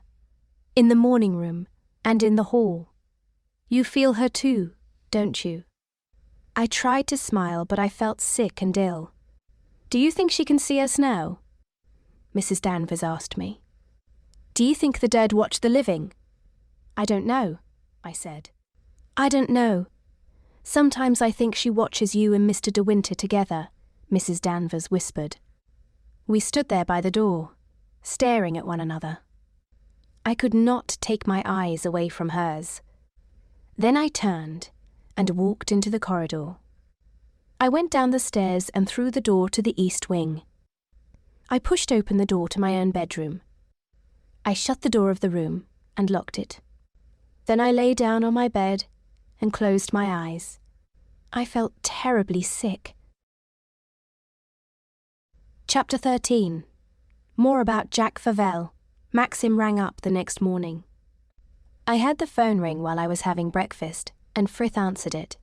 I hoped that Maxim would ask for me, but he did not. Mr. De Winter will be back at about 6 this evening, Frith told me. All right, Frith. Thank you, I said. I went on eating breakfast as slowly as I could. Jasper was sitting at my feet. I wondered what I should do all day. I had slept badly. I could not forget my visit to the West Wing. I knew now how much Mrs. Danvers hated me. About 10 o'clock, the telephone rang again. This time, it was Beatrice. Well, my dear, how are you? She said. Shall I come and have lunch with you today? I'd like you to come very much, Beatrice, I said. All right, my dear. See you later. I put the phone down. I was glad that Beatrice was coming. It gave me something to look forward to. I wandered out onto the lawn. I felt different from yesterday. I wanted Maxim to come home. I tried not to remember my visit to the West Wing. But I could not stop thinking about Favell and his friendship with Mrs. Danvers. I began to feel that Mrs. Danvers was watching me. There were so many rooms that Maxim and I never used. It was easy for Mrs. Danvers to watch me from one of their windows. Beatrice arrived by car at about 12:30. This time, I went out to the drive to meet her. Well, my dear, here I am, she said. It's a lovely day, isn't it? She gave me a kiss and then looked at me carefully. You don't look well, Beatrice said. You are much too thin. Your face is pale too. What's wrong with you? Nothing, I said. My face is always pale. You looked quite different when I saw you before, Beatrice told me. You are not going to have a baby, are you? No, I don't think so, I said. Well, I hope you will sometime. Maxim would be so happy to have a son. What have you been doing with yourself? Have you done much sketching? Did you like the books I sent you? Have you had anyone to stay? I had forgotten that Beatrice asked so many questions. No, we've had no one to stay. People come to tea sometimes, of course. I wondered whether to tell Beatrice about Mrs. Danvers' visitor, Favell. I did not want Beatrice to tell Maxim about the visit. But I did want to find out more about the man. Had he ever heard of a man called Jack Favell, Beatrice? I asked her. Jack Favell, said Beatrice slowly. Yes, I do know the name. Wait a minute, Jack Favell. Yes, of course. I remember him now. He's an awful man. I met him once, years ago. He was here yesterday, I told her. He came to see Mrs. Danvers. Beatrice did not look at me. Oh well, she said. I suppose he knows Mrs. Danvers quite well. But why? I asked. Jack Favell is Rebecca's cousin, Beatrice said. I think he came to Manderley quite a lot when Rebecca was alive. I'm not sure. I did not like him, I said. No, I don't suppose that you did, Beatrice answered. I hoped that she would tell me more about Favell, but she did not. For the rest of it we talked about other things. Beatrice stayed for tea and left soon afterwards. She had promised to meet her husband, Giles, at the station. I hope he won't be so thin next time I see you, Beatrice said, and she got into her car. Give Maxim my love. Look after him, and look after yourself too. I watched Beatrice's car go down the drive. Maxim would not be back for another hour. I did not feel like sitting in the house by myself. I called Jasper, and we went for a walk through the woods. But I did not go near the sea. I missed Maxim now, and felt lonely without him. Beatrice's questions had made me feel tired too. When I came back from my walk, I saw Maxim's car standing in front of the house. At once, I felt much happier. I ran quickly up the steps and into the hall. As I walked towards the library, I heard the sound of voices. One voice was Maxim's, very loud and angry. The door was shut, but I could hear what he said. "You can tell Favell to keep away from Manderley. Tell him I said so," Maxim was saying. "I know he was here. Never mind who told me. His car was seen here yesterday. If you want to meet him somewhere else. I don't want that man at Manderley. I won't even have him in the gardens. I'm telling you for the last time." I heard footsteps. I ran quickly up the stairs and hid myself. Mrs. Danvers came out of the library. She shut the door and walked up the stairs. Her face was grey with anger, and the look in her eyes frightened me. Thank God she did not know I was watching her. Mrs. Danvers went through the door to the west wing. I waited a moment, and then went downstairs and into the library. Maxim was standing by the window. When he heard the door open, he turned round quickly. I smiled and held out my hand to him. "Oh, it's you," Maxim said. I could tell that he was very angry. His face was white and his mouth hard. I took his hand in mine. "I missed you so much," I said. "I hate being here without you. Do you?" Maxim said. He did not say anything about Mrs. Danvers or Favell. "Are you worried about something?" I asked. "I've had a long day," Maxim answered, "and London was very hot and noisy. I always hate going there." Maxim lit a cigarette and moved away from me. I knew then that he was not going to tell me about his anger with Mrs. Danvers. Maxim still thought of me as a child, someone who must not hear unpleasant things. But he was wrong. I felt I was growing up a little more every day. My life at Manderley was turning me into a woman.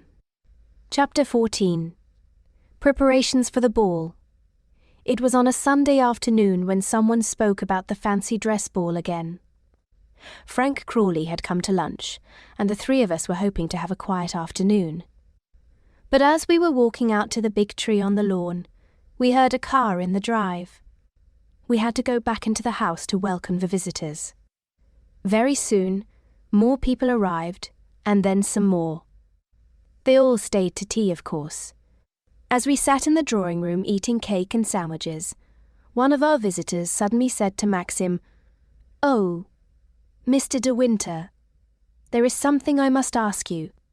Are you having a fancy dress ball at Manderley this year?" Maxim answered quietly. "I haven't thought about it," he said. "And I don't think anyone else has either." "Oh, but you are wrong," said another woman. "We have all been thinking about it. We used to enjoy the Manderley ball so much." "Well, I don't know," said Maxim. "There would be a great deal to do. You had better ask Frank Crawley. He would do most of the work." "I don't mind the work," said Frank, looking at me. "It's for Maxim and Mrs. De Winter to decide."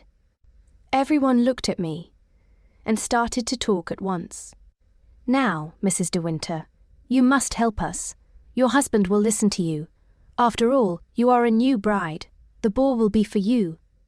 "Yes, of course," said a man. "We all missed your wedding. There ought to be some kind of party here at Keene." Manderley. Everyone laughed and clapped their hands. Maxim looked at me. "What about you? Would you like it?" he said. Elle did not know what Maxim was thinking. Perhaps he thought I was too shy to want the ball. "I think I rather like the idea," I said with a smile. Maxim turned away. "All right then, Frank. We'll have the dance. Mrs. Danvers can help you. She will know what to do. Now, if we've all finished tea, we'll go into the garden." We all went outside. Our visitors were talking happily now, about their costumes 6 for the ball. I felt excited too. "What will you wear?" I said to Maxim. "I never wear fancy dress," Maxim replied. "I'm the host, so Elle can do as I like." "What shall I wear?" I said. "I've no idea at all." Maxim smiled at me. "If you look pretty, I don't mind what you put on," he told me. "All right," I said. "My costume will be a secret. I shall keep it as a surprise." Maxim laughed and patted me on the shoulder. As usual, he was treating me like a child. I did not want to be a child. I wanted to be a grown-up woman. "I shall wear a beautiful dress at the ball," I told myself. "Everyone will say how charming I am. They will think of me as the real Mrs. De Winter. At last, Maxim will love me as his wife and forget about Rebecca." Soon, everyone at Manderley was talking about the fancy dress ball. My little maid, Clarice, spoke of nothing else. "Oh, madam, it's so exciting," she said. "And looking forward to it so much." The preparations went on. Frank was very busy, and so was Mrs. Danvers. I saw very little of her, and I was glad. I began to get worried about my costume. I did not know what to wear. I looked through the books that Beatrice had given me. I made sketches of some of the costumes, that I did not like any of them. I wanted something that was pretty, and simple too. That evening, as I was getting ready for dinner, there was a knock at my bedroom door. To my surprise, it was Mrs. Danvers. She was holding a piece of paper in her hand.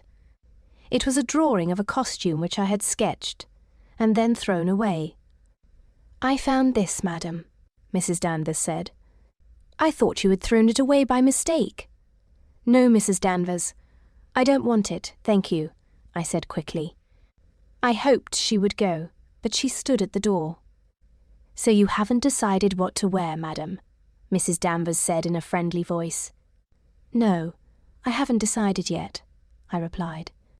"Perhaps you could copy 6 of the pictures in the gallery," Mrs. Danvers suggested. "Many of them would make beautiful costumes. What does Mr. De Winter think?" "I don't know," I said. I wanted to surprise him. I was going to keep my costume a secret. Mrs. Danvers looked pleased at my words. "Then I suggest that you have your costume made in London, madam. There is a shop in Bond Street 6 that would do it really well. I have always liked the picture of the girl in white," Mrs. Danvers went on in the same friendly way. "The picture is about 200 years old. The girl's wearing a very simple dress. It would be easy to copy." I did not know what to say. I knew the picture well. I wished I had thought of the idea myself. "Thank you, Mrs. Danvers," I said. Mrs. Danvers went out quietly. I wondered why she was so friendly. Perhaps Maxim's anger had frightened her a little. As I went down to dinner, I stopped in front of the picture of the young girl. Her name was Caroline de Winter, and she had been famous for her beauty. The dress was very simple, with short sleeves and a long, full skirt. Her hair was in curls. I would have to wear a wig over my own straight hair. I felt very excited. I was glad that I had chosen my costume at last. I said nothing, no Maxim. The next day, I made a sketch of the picture. Then I sent the drawing to the shop in London, with careful instructions about the dress and the wig. The preparations for the great day went on. No one expected me to do anything. Slowly, the great house began to change.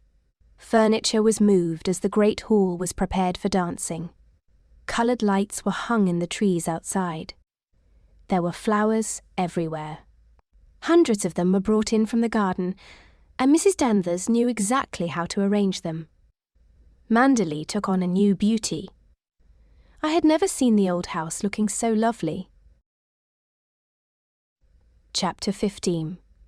Miss Caroline de Winter. On the day of the ball, Maxim and I had lunch with Frank. My dress and the wig had arrived, and they both looked perfect. Maxim and Frank asked me about my costume, but I told them nothing. The secret made me feel excited and important. "You won't know it's me," I told them. "You will both have the surprise of your lives." Maxim and I went back to the house after lunch. The band had arrived and we welcomed the men. The afternoon seemed very long. I thought about going for a walk. Then suddenly, it was T.T. and Beatrice and her husband, Giles, had arrived. "This is like old times," said Beatrice, looking around. "Everything is as beautiful as ever. What's everyone going to wear? I suppose you refuse to wear fancy dress, Maxim?" "Of course," Maxim said. "I prefer to be comfortable. I'm going to dress as an Arab," said Giles. "I got the idea from a friend. What about you, Mrs. Lacey?" Frank said to Beatrice. "I'm in Eastern dress too. I'm wearing a veil and lots of jewelry. I'll be cool and comfortable. That's all that matters." Beatrice turned to me. "And what is our hostess one going to wear?" she asked. "The ball is for you, after all. We all expect you to wear something really special." "Don't ask her," said Maxim. "She won't tell anyone. She's had the dress made in London." "It's quite simple, really," I said. "What fun it all is," said Beatrice. "I'm getting excited already." "You've got her to thank for it," said Maxim, smiling at me. Everyone looked at me and smiled. I felt pleased and happy. This ball was for me because I was a bride, the new Mrs. de W. M. Tier. Manderley had been made into a place of light and beauty, just for me. "What's the time?" I said. "I think we ought to be getting ready." I found Clarice waiting for me in my bedroom, her face full of excitement. I locked the door and took the dress from its box. It fitted perfectly. I looked at myself in the mirror. I smiled. I felt different already. I was someone more exciting and m'interest meg than my usual self. "Give me the wig, Clarice," I said. "Be careful, the curls mustn't be flat." I brushed back my own straight hair. Carefully, I put the wig in place. I looked in the mirror again. The wig and the tightly fitting dress made me almost beautiful. "Oh, Clarice," I said. "What will Mr. De Winter say?" There was a knock on the door. "Who's there?" I called. "You can't come in." "It's me, my dear," said Beatrice. "Are you ready? I want to have a look at you." No, I said. "You can't come in. Tell Maxim that he can't come in either. I'll come down when I'm ready." I looked in the mirror again. My eyes looked larger and the curls made a soft cloud round my head. I lifted the skirt of the dress in my hands. "Unlock the door," I said to Clarice. "I'm going down." I stood in the gallery and looked down on the hall below. There was Giles in his white Arab costume. Beatrice was wearing a long green dress. Frank was dressed as a sailor. Only Maxim was wearing evening clothes. "I don't know what she's doing," I heard Maxim say. "What's the time, Frank? She must be down soon." I looked up at the picture of Caroline de Winter. Yes, her dress was exactly like mine, and she had the same curled hair. The band was playing softly in the gallery. "Beat the drum," I said, "and call out, 'Miss Caroline de Winter.'" The drum sounded. Everyone looked up. "Miss Caroline de Winter," the man shouted. I stood at the top of the stairs, smiling. I expected everyone to laugh and clap as I walked down the stairs. Nobody laughed. Nobody clapped. They all stared at me without moving. I smiled at Maxim. "How do you do, Mr. De Winter?" I said. Maxim stared up at me. His face was completely white. Something was wrong. Why was Maxim looking like that? He moved towards the stairs. "What the hell do you think you're doing?" he said. His eyes were on fire with anger. "It's the picture," I said. "The one in the gallery." There was a long silence. Still, nobody moved. "What is it?" I said. "What have I done?" When Maxim answered, his voice was cold and hard. "Go and take off chat dress. It doesn't matter what you wear. Any evening dress will do. Go quickly, before anyone comes." I could not speak. I stood staring at Maxim. "What are you standing there for?" he asked me. "Didn't you hear what I said?" I turned and ran up the stairs. My eyes were full of tears. I did not know what I was doing. The door to the west wing was open. Mrs. Danvers was standing there. I shall never forget the terrible look on her face. It was a look of joy, and the most terrible hate. She stood there, smiling at me. Then I ran from her, back to my room, tripping and nearly falling over my long skirt. Clarice was waiting for me in my bedroom. She had heard what had happened. When she saw my face, Clarice started to cry. "It doesn't matter, Clarice," I said. "Help me take off this dress. Quickly." "What will you wear, madam?" Clarice asked me. "I don't know," I said. "Leave me alone now. I'll be all right.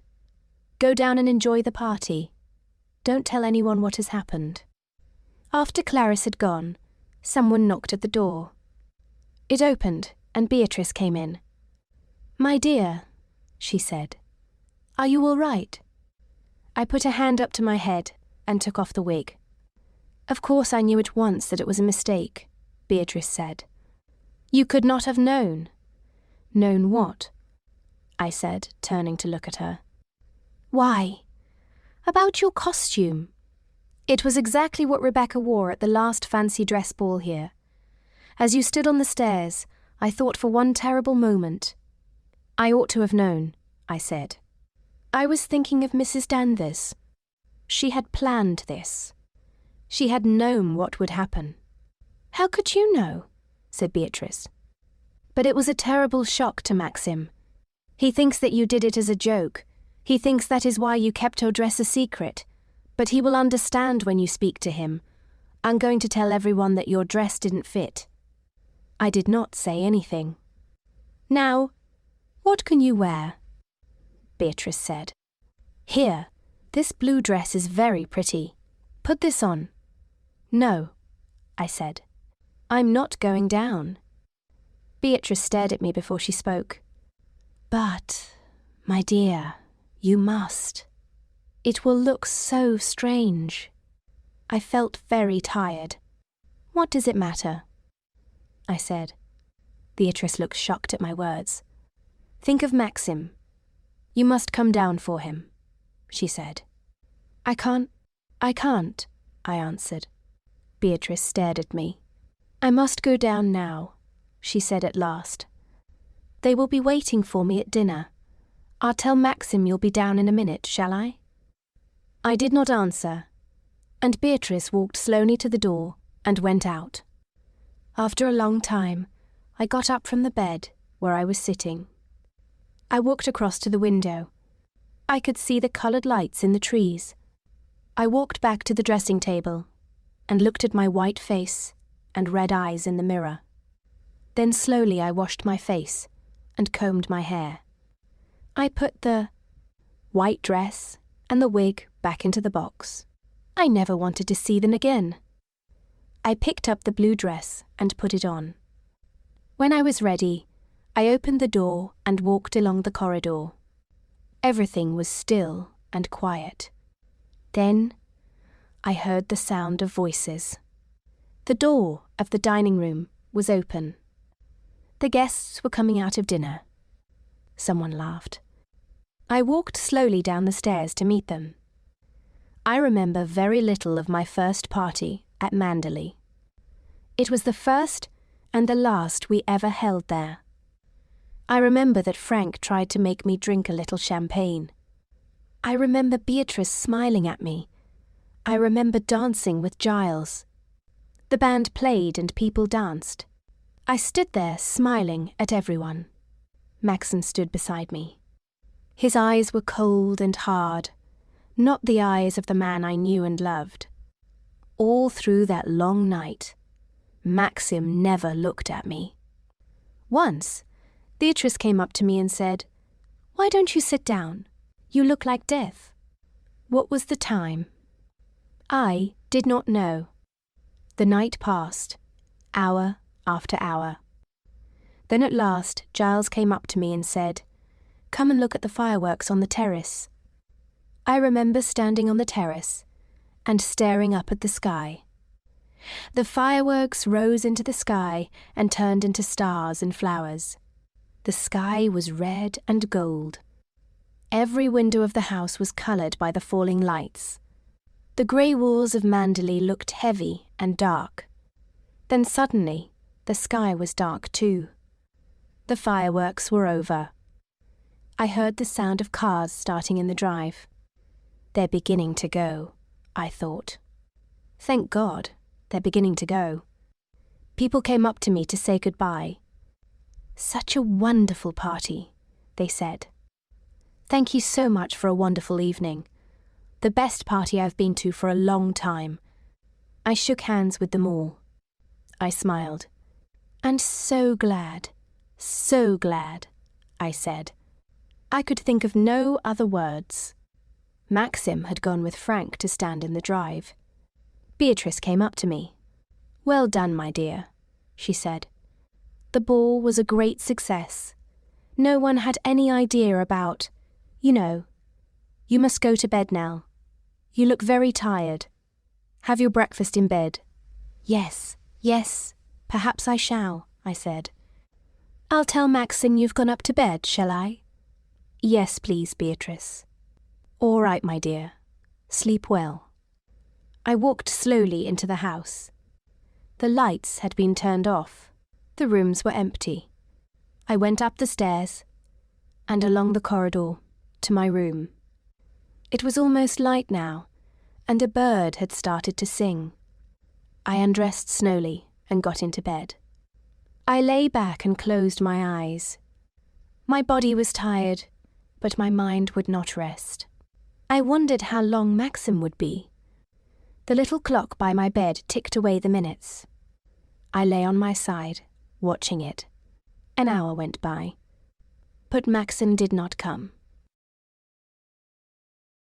Chapter 16. Why don't you jump? I fell asleep at about 7 o'clock. When I woke up again, it was after 11. Clarice had brought me some tea. It was cold now, but I drank it. Maxim's bed was empty. He had not come to bed at all. I sat up, looking straight in front of me. My marriage was a failure. It had failed after only 3 months. I was too young for Maxim. I knew too little about the world. The fact that I loved him made no difference. It was not the sort of love he needed. Maxim was not in love with me. He had never loved me. He did not belong to me. He belonged to Rebecca.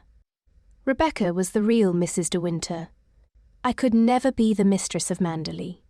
Wherever I walked, wherever I sat, I saw Rebecca. I knew her well.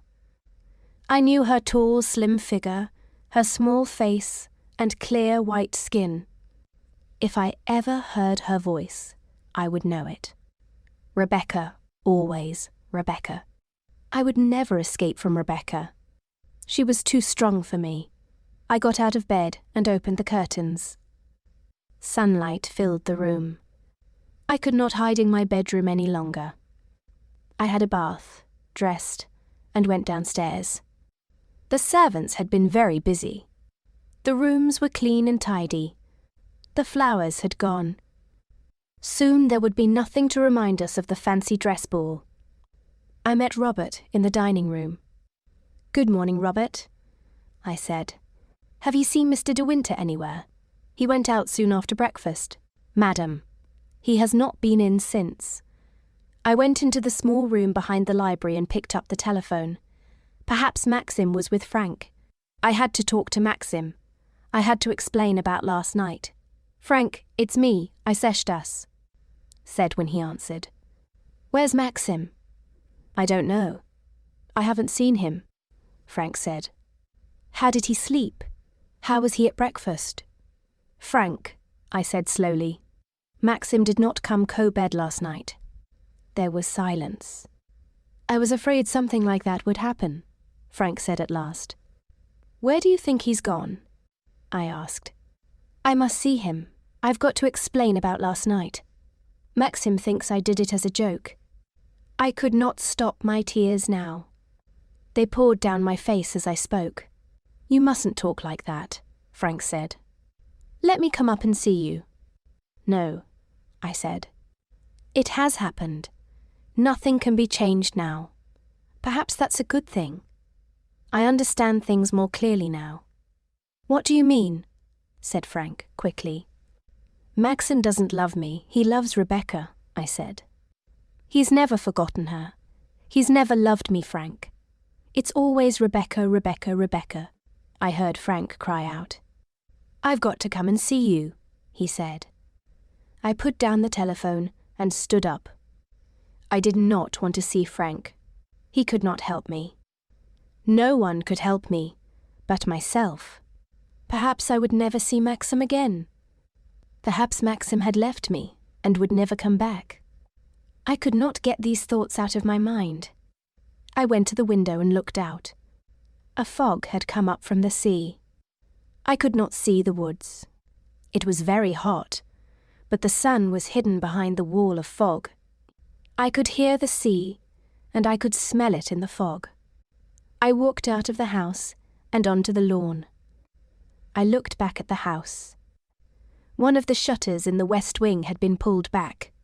Someone was standing there, looking down at me. For a moment, I thought that it was Maxim. Then the figure moved, and I saw that it was Mrs. Danvers. I felt that she knew about my tears. She had planned all this to happen. This was her triumph, hers and Rebecca's. I remembered Mrs. Danvers smiling at me, like a devil. But she was a living woman like myself. She was not dead, like Rebecca. I could not speak to Rebecca, but I could speak to Mrs. Danvers. I walked back across the lawn. I went through the house, along the dark, silent corridor of the west wing, to Rebecca's room. I turned the handle of the door and went inside. Mrs. Danvers was still standing by the window. The shutter was folded back. She turned to me, and I saw that her eyes were red with crying. There were dark shadows on her white face. "You've done what you wanted, Mrs. Danvers," I said. "You wanted this to happen, didn't you? Are you pleased now? Are you happy?" She turned her head away from me. "Why did you ever come to Manderley?" she said. "Nobody wanted you. We were all right until you came." "You seem to forget that I love Mr. De Winter," I said. "If you loved him, you would never have married him," Mrs. Danvers said. "Why do you hate me?" I asked. "What have I done to you?" "You tried to take Mrs. De Winter's place," she said. "But I changed nothing here. I left everything to you.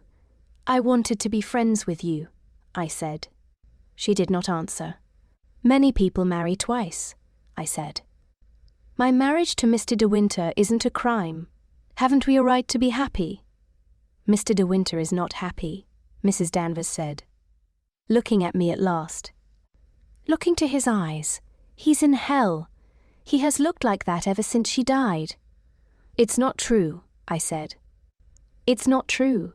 He was happy when we were in Italy together." "Well, he's a man, isn't he?" she said with a hard laugh. "Every man likes to enjoy his honeymoon." I was suddenly very angry and not afraid of Mrs. Danvers anymore. I went up to her and shook her by the arm. "How dare you speak to me like that? How dare you? You made me wear that dress last night. You wanted to hurt Mr. De Winter. Do you think his pain and unhappiness will bring Mrs. De Winter back?" Mrs. Danvers moved away from me. "What do I care for his pain?" she said. "He's never cared about mine. How do you think I felt, watching you sit in her place, using the things she used? I hear the servants calling you Mrs. De Winter. And all the time, the real Mrs. De Winter, with her smile and her lovely face, is lying cold and dead in the church." Mrs. Danvers' face was twisted with pain. Her voice was loud and hard. "Mr. De Winter deserves his pain, marrying a young girl like you, and only 10 months afterwards. Well, he's paying for it now. He knows she is watching him. My lady comes at right and watches him. I looked after her when she was a child. Did you know that?" "No," I said, "no." "What's the use of this, Mrs. Danvers?" "I don't want to hear any more." Mrs. Danvers did not seem to hear me. She went on speaking in a high, harsh voice. "Mrs. De Winter was a lovely child," she said. "When she was only 12 years old, the men could not stop looking at her. But even then, she cared for nothing and nobody. And that's how she was when she grew up. She was beaten in the end. But it wasn't a man. It wasn't a woman. The sea got her. The sea was too strong for her in the end." Mrs. Danvers began to cry noisily, with her mouth open and her eyes dry. "Mrs. Danvers, you're not well. You ought to be in bed," I said. She looked at me angrily. "Leave me alone. Why shouldn't I cry? What's it to go with you? You came here and thought you could take Mrs. De Winter's place. You! Why, even the servants laughed at you when you came to Manderley. You better stop this, Mrs. Danvers," I said. "You better go to your room." "Yes, and then what will you do?" "You'll go to Mr. De Winter and tell him that Mrs. Danvers has been unkind to you. You'll go to him like you did when Mr. Favell came here. Mr. De Winter was jealous of Mr. Favell when she was alive. He's jealous now. That shows you he's not forgotten her, doesn't it? Of course, Mr. De Winter was jealous. She didn't care. She only laughed. All the men fell in love with her. Mr. De Winter, Mr. Favell, Mr. Crawley. It was like a game to her. "I don't want to know," I said. "I don't want to know." Mrs. Danvers came close to me and put her face near to mine. "It's no use, is it?" she said. "She's the real Mrs. De Winter, not you." And held it.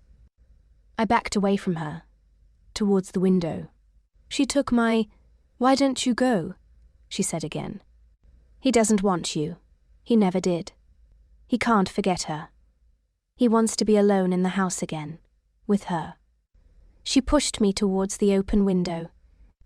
I could see the stones of the terrace below. Beyond the terrace was a white wall of fog. "Look down there," Mrs. Danvers said. "It's easy, isn't it? Why don't you jump? It wouldn't hurt. It's not like drowning. Why don't you try it? Why don't you go?" The fog came in through the open window, damp and thick. I held on to the window ledge one with both hands. "Don't be afraid," said Mrs. Danvers. "I won't push you. You can jump. You're not happy. Mr. De Winter doesn't love you. Why don't you jump now?" The fog was thicker than before. There was fog below and all around me. If I jumped now, I would not see the stones. The fall would kill me. Maxim did not love me. "Go on," whispered Mrs. Danvers. "Go on, don't be afraid." I shut my eyes.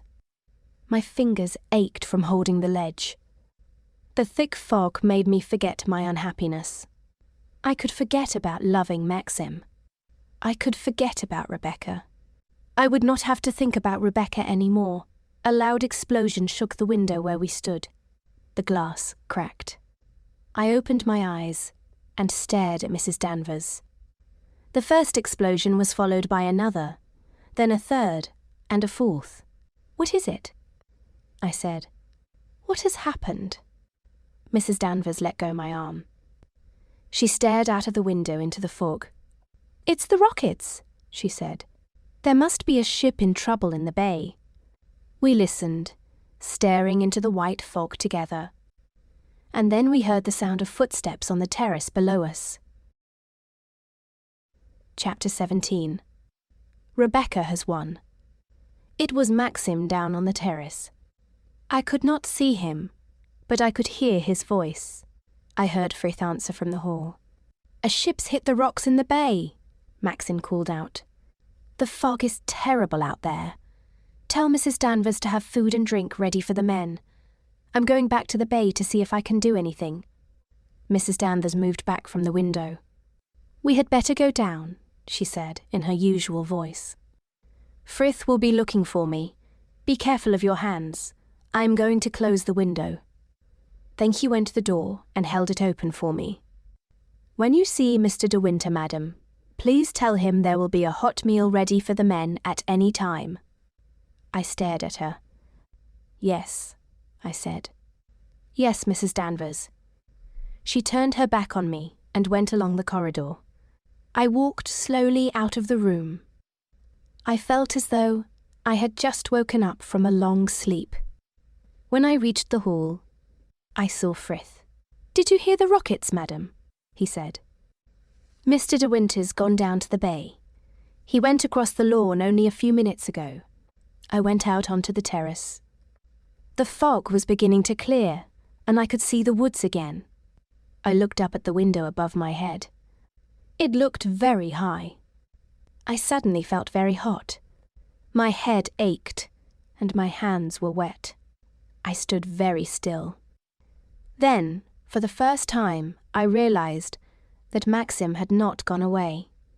I had heard his voice, and he was down there in the bay. Maxim was safe. Nothing else mattered if Maxim was safe. I began to walk along the path through the woods. The fog had almost gone now.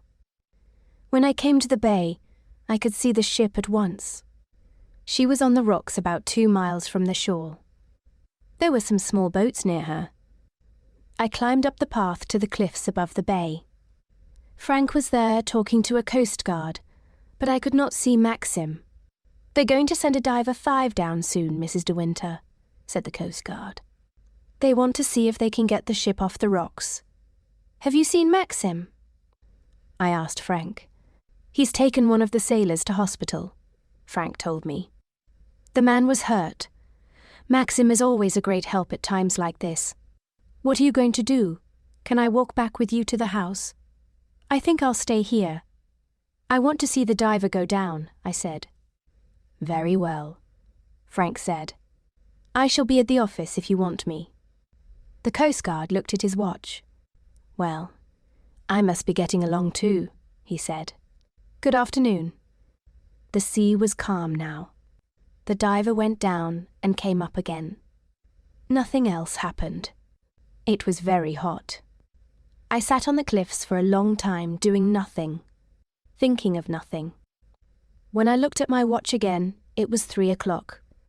I got up and walked down the hill to the bay. When I came to the other side, I saw Ben. He stood there, smiling at me. "Seen the big ship?" he said. "Yes," I said. "She's on the rocks, isn't she? She'll break up 5, he said. "The big ship won't go down like the little one. She won't come back, will she?" "Who?" I asked him. "Her," he said. "The other one." I did not know what them meant. I left him and walked towards the path through the woods. I did not look at the cottage. As I went up the path, a strange fear began to fill my heart. The house looked very peaceful. Manderley was a place of safety, and looked more beautiful than I had ever seen it. I felt, for the first time, that it was my home. I belonged to Manderley, and Manderley belonged to me. I went through the house and into the library. Jasper was not there. He must have gone out with Maxim. I suddenly felt very hungry, and so I asked Robert to bring in the tea. I still had a strange feeling of fear in my heart. I felt that I was waiting for something terrible. As I sat drinking my tea, Robert came back into the room. "Captain Searle, the harbour master, is on the phone, madam," he told me. "He wants to come here and speak to Mr. De Winter at once. He says it's very important." "Mr. De Winter is not back yet, Robert," I told him. "Ask Captain Searle to come up and wait." Robert went out of the room with a message. I wondered what Captain Searle wanted to say. It must be something to do with the ship out in the bay. But why did he want to see Maxim? Captain Searle came into the library about 15 minutes later. He looked at me with his bright blue eyes. "I'm afraid I've got some bad news for Mr. De Winter. I don't know how to tell him." "What sort of news, Captain Searle?" I asked him. "Well, Mrs. De Winter, it's not very pleasant. When we sent the diver down to look at the ship, he found something else. It was a little sailing boat. It's the boat that belonged to the late Mrs. De Winter." "I'm sorry," I said. "Must you tell Mr. De Winter? Can't the boat be left there?" "The man found something else," Captain Searle answered slowly. "The cabin door was closed, so he broke a window and looked in. Then he got a terrible fright. There was a body in there on the cabin floor. I must tell your husband, Mrs. De Winter. The police will have to know too." This was the reason for the strange fear in my heart. Someone had been in the boat with Rebecca that night. "Do we have to tell him?" I asked. "I've got to do my duty," Captain Searle said. He stopped. The door had opened. It was Maxim. "Hello," he said. "LS something the matter, Captain Searle?" I felt very afraid. I went out of the room quickly and shut the door behind me. Jasper was in the hall, and he walked out onto the terrace with me. I sat down. I must not fail Maxim now. I sat on the terrace until I heard Captain Searle's car drive away. Then I stood up and walked slowly back to the library. Maxim was standing by the window. I went and stood beside him. I took his hand and held it against my face. "I want to help you, Maxim," I said. "I've grown up, you know. I'm not a child anymore."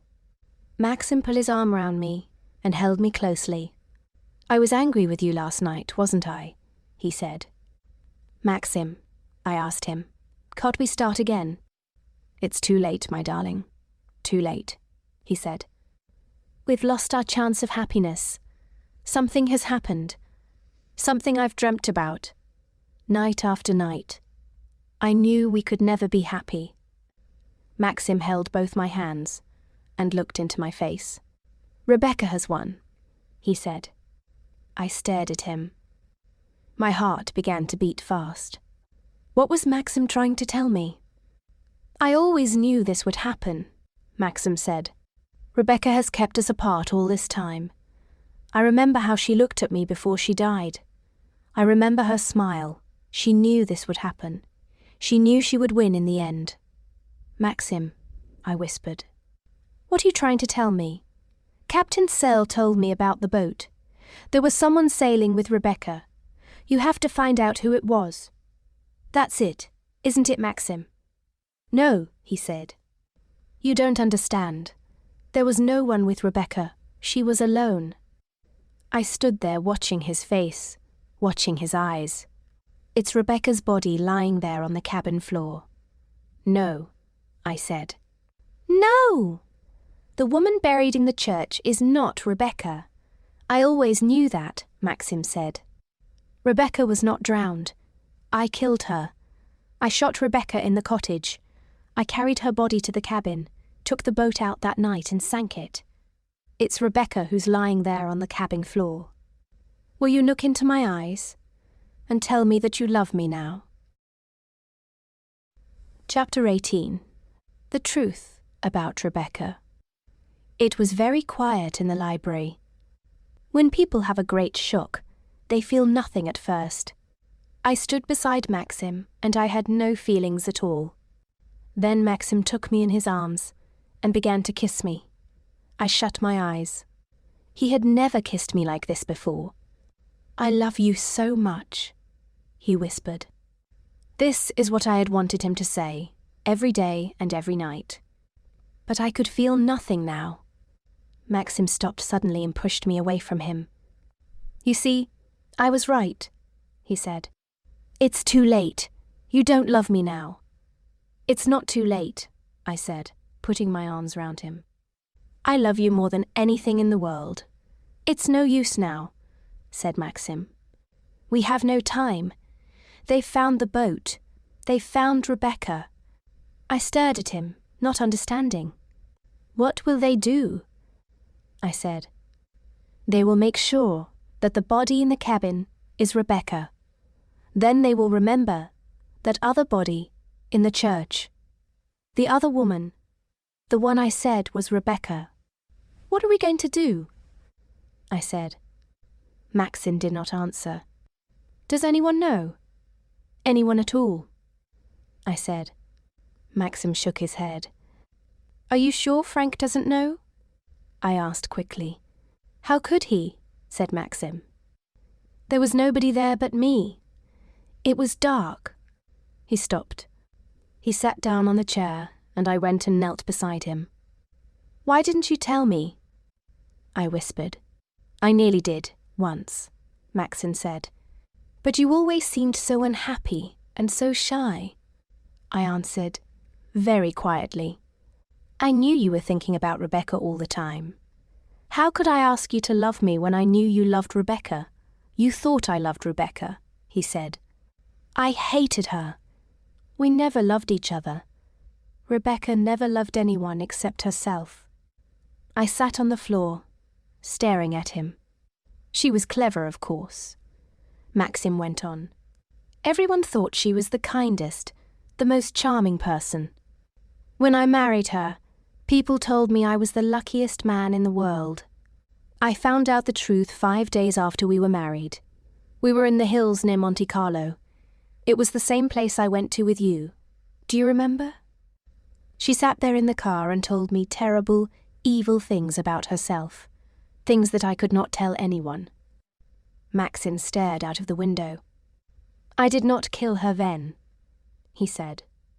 I let her laugh. She knew that I would take her to Manderley. She knew I would never divorce her. I would never tell people all the terrible things she had told me. Maxim came up to me and held out his hands. You hate me, don't you? He said. You can't understand me, can you? I did not say anything. I held his hands against my heart. Only one thing mattered. Maxim did not love Rebecca. He had never loved her. Never. Never. Maxim was talking again. I thought about Manderley too much, he said. I put Manderley first, before anything else. I can't tell you about those terrible years with Rebecca. But she made Manderley the place of beauty it is today, and I accepted everything. Because of Manderley. Rebecca was careful at first, Maxim went on. She had a flat in London. She met her friends there. Then she began to grow careless. She invited friends down here. To Manderley. I warned her. I told her that Manderley was mine. Rebecca did not say anything. She only smiled. Then Frank came to me and told me he wanted to leave. He wouldn't say why at first. But I got the truth from him in the end. Rebecca never left him alone. She was always going to his house and asking him to her cottage. Rebecca went up to London for a time. When she came back, she took Giles out sailing with her. I knew what had happened as soon as they came back. Beatrice and Giles never stayed at Manderley again. After that, I knew I could never trust Rebecca with anyone. She had a cousin, an awful man, called Jack Favell. He started to come here when I was away. I've met him, I said. He came here the day you went to London. I didn't tell you. I didn't want to remind you of Rebecca. Remind me, said Maxim. Oh God, I never needed to be reminded. Favell often stayed with Rebecca down at the cottage. He is a bad man. He's been in trouble with the police many times. I told Rebecca that I would shoot Favell if he came to Manderley again. Then, one night, I could stand our life here no longer. Rebecca came back from London very late. She went to the cottage. I thought Favell was with her. I went after them. I took a gun to frighten him. Maxim was talking in quick, short sentences. I held his hand tightly. I saw a light in the cottage and went in. To my surprise, Rebecca was alone. She looked ill and strange. "This is the end," I told her. "I can't stand any more." Rebecca looked at me and smiled. "It won't be easy to divorce me," she said. "Everyone believes our marriage is perfect." Then she stood up and walked towards me. "If I had a child, Max," she said, "everyone would think it was yours. You would like a son, wouldn't you? A boy to grow up at Manderley, and you would never know who his father was." And she smiled at me again. She was smiling when I killed her. The bullet went through her heart. Maxim's voice was very low. He spoke slowly. "There was blood all over the floor. I had to get water from the sea to clean the place. There was no moon and it was very dark," Maxim went on. "I carried Rebecca's body to the boat. I laid the body on the floor of the cabin. Then I took the boat out into the bay. I wanted to take the boat a good way out. But the wind was too strong for me. I made some holes in the wooden planks with a metal spike. I opened the sea cocks and the sea water flowed in. In a few minutes it had covered my feet. I shut the cabin door behind me, climbed into the dinghy 5 and rowed back. Rebecca's boat was already sinking. I sat and watched it go down. Maxim looked at me. "That's all," he said. "There's no more to tell." The library was very quiet. We sat there together for some minutes without saying anything. Then Maxim began to speak again. "I knew the boat would be found one day," he said. "Rebecca knew she would win in the end. I saw her smile when she died. But Rebecca is dead," I told him. "That's what we must remember. The diver has seen the body. They're going to get the boat up tomorrow morning. They'll find out that it's Rebecca's body in Quo. The cabin. Then you must say you made a mistake about the other body. Nobody saw you that night. We are the only two people who know what happened that night." Maxim. Yes, he said. "Yes, I suppose so. They will think the boat sank when Rebecca went down into the cabin. They'll think she was trapped there. They'll think that, won't they, Maxim?" I said. "I don't know," Maxim replied slowly. "I don't know." At that moment, the telephone in the next room began to ring. Chapter 19. Colonel Julian. Maxim went into the little room and closed the door.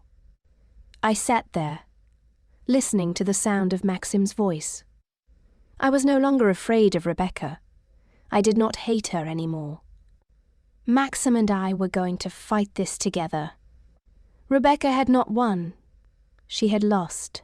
"That was Colonel Julian," said Maxim as he came back into the room. "He is the local magistrate. He has to be there when they get the boat up tomorrow. He asked me if I had made a mistake about the other body." The telephone began to ring again. Maxim answered it quickly and came back into the library. "It's begun," he said. "What do you mean?" asked. "That was a reporter. The whole thing will be in the papers tomorrow. There's nothing we can do."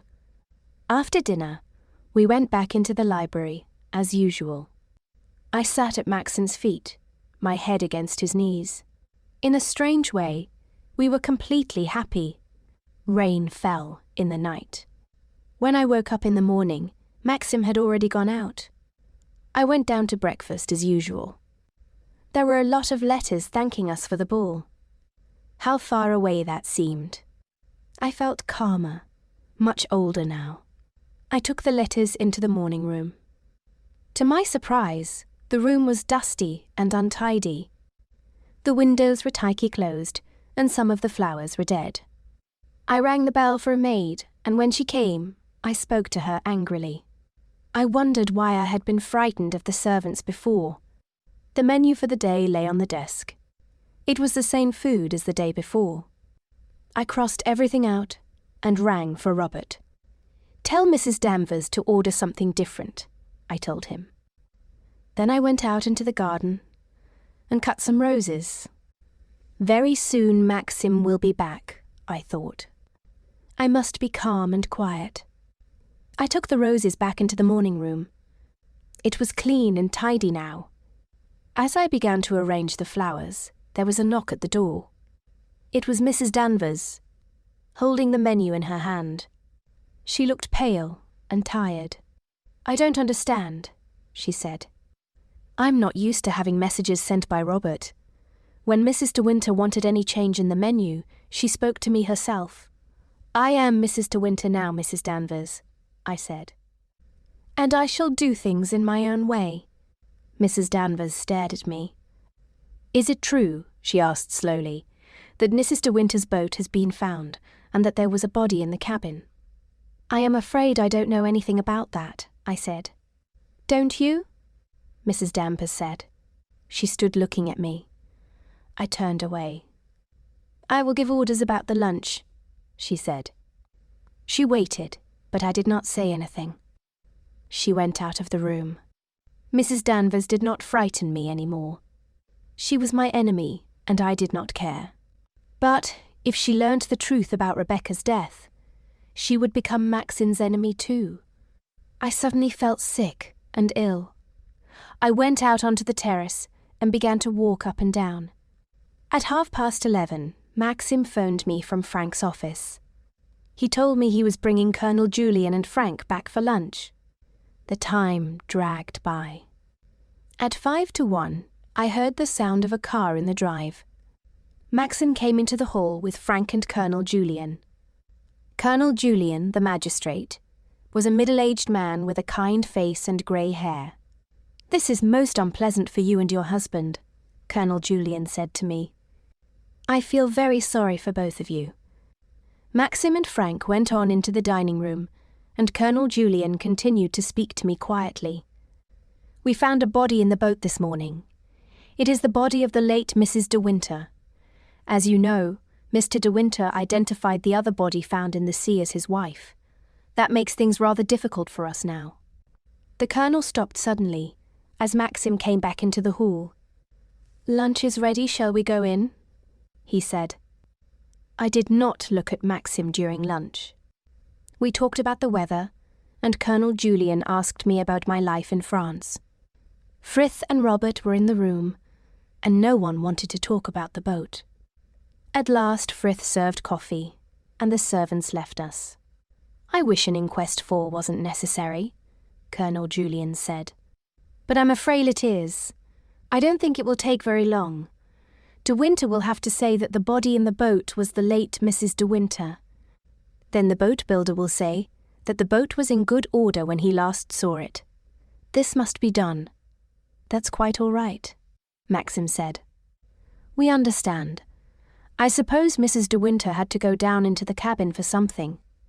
Then the door shut and, somehow, she was trapped there. Don't you think so, Crawley?" the Colonel asked Frank. "Oh yes, of course," said Frank. I had a sudden feeling that Frank knew the truth. "The inquest will be on Tuesday afternoon," Colonel Julian told us. "We'll keep it as short as possible, but I'm afraid the reporters will be there."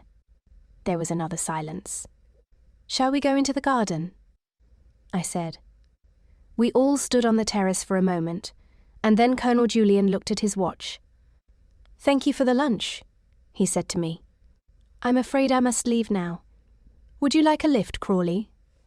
Maxim walked with them to the car. When they had gone, he came back to me on the terrace. "It's going to be all right," Maxim said. "There won't be any trouble at the inquest. There is nothing to show what I did. Colonel Julian thinks she was trapped in the cabin, and the jury will think that too." I said nothing. "It's you I'm sorry for," Maxim told me sadly.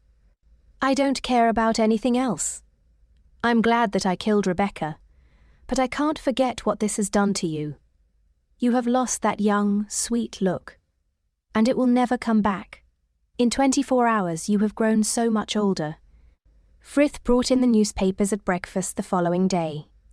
The story was in all of them. There was a picture of Manderley and an awful one of Maxim. All the papers said that Rebecca's body had been found after the fancy dress ball. They said how everyone had loved Rebecca. They all said that Maxim had married his young second wife within a year of Rebecca's death. It all made a good story. Maxim's face went whiter and whiter. I wondered what the papers would say if they knew the truth. That terrible word, murder, would be on every front page. Frank was a great help to us. We had no more phone calls from reporters and no visitors. LT was just a question of waiting until Tuesday. Maxim and I stayed quietly in the house or in the gardens. We did not walk in the woods or go down to the sea. The weather was very hot and the air was heavy. There were clouds, but the rain did not fall. Chapter 20. The Inquest. Tuesday came at last. The inquest was at 2:00. After a gnarly lunch, I drove into the town with Maxim. I think I shall stay here in the car, I said. I won't come in with you after all. I didn't want you to come, Maxim said. I wish you had stayed at Manderley. Maxim went off and left me sitting there. The minutes went by. I wondered what was happening at the inquest. I got out of the car and began walking up and down. A policeman looked at me. "Excuse me, madam," he said. "Aren't you Mrs. De Winter? You can wait inside if you like." The policeman took me into an empty room. 5 minutes passed. Nothing happened. I got up and walked out of the little room. The policeman was still standing there. "How long will they be?" I asked him. "I'll go and see if you like," the policeman said. He was back again in a moment. "It won't last much longer," he told me. "Mr. De Winter has just finished giving his evidence. There's only the boat builder, Mr. Tapp, to speak now. Would you like to go in? There's an empty seat near the door." I followed the policeman. He opened a door for me, and I went in quietly and sat down. The room was small and full of people. The air was hot and stuffy. Frank was sitting next to Maxim. To my surprise, Mrs. Danvers was there too, with Favell beside her. I wondered whether Maxim had seen him. Tab, the boat builder, standing in the centre of the room, was answering the coroner's full questions. "Was the boat in good condition?" the coroner was asking. "Yes, it certainly was the last time I saw it," Tab said. "It was a strong little boat. I can't understand why it sank that night. Accidents have happened before," the coroner said. "Mrs. De Winter was careless for a moment, and she died." "Excuse me, sir," said the boat builder. "I would like to say something else." "Very well, go on," said the coroner. "It's this, sir.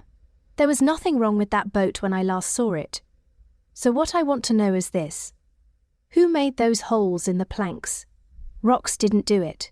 The boat sank too far away from them.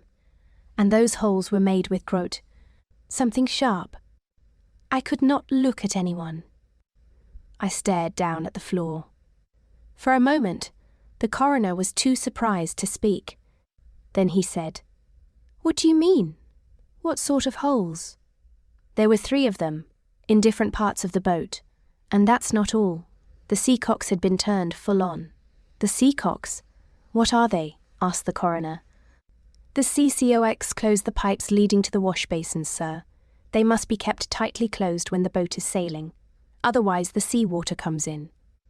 It was hot in that crowded room. Far too hot. Wished someone would open a window. The boat builder was speaking again. "With those holes, sir, and the CCOX open, a small boat like Mrs. De Winter's would soon sink. It's my opinion that there was no accident. That boat was sunk on purpose." I must try and get out of the door, I thought. There was no air. People were standing up and talking loudly. I heard the coroner say, Mr. De Winter. Maxim was standing up. I could not look at him. Mr. De Winter, the coroner said, you have heard James Tabb's evidence. Do you know anything about those holes? Nothing. Can you think why they are there? No. Of course not. This news is a shock to you, of course. Of course it is a shock. Does it surprise you that I am shocked? Maxim's voice was hard and angry. Oh God, I thought. Don't let Maxim lose his temper. The coroner was speaking again. Mr. De Winter, I want to find out exactly how your late wife died. Who looked after Mrs. De Winter's boat? She looked after it herself. Then whoever took the boat out that night also. Made those holes and opened the CCOX.I. Suppose so. You have told us that the door and windows of the cabin were shut. Yes. Doesn't this seem very strange to you? Mr. De Winter? Yes, it does. Mr. De Winter, I'm afraid I must ask you one other question. Were you and the late Mrs. De Winter happily married? It was hot. So hot. I tried to stand up, but I could not. The ground came up to meet me. And then I heard Maxim's voice, clear and strong. Will someone take my wife outside? She is going to faint. I was sitting in the little room again. Frank was beside me. I'm sorry, I said. It was so hot in there. Are you feeling better, Mrs. De Winter? Frank asked. Maxim has told me to take you back to Manderley. Frank helped me to get up. I'd much rather stay, I said. I want to wait for Maxim. Maxim may be some time, Frank told me. They may have to go over the evidence again. But what are they trying to find out? Frank did not answer. We were in his car now, and he was driving very fast. Did you see Favell there? I asked. He was sitting with Mrs. Danvers.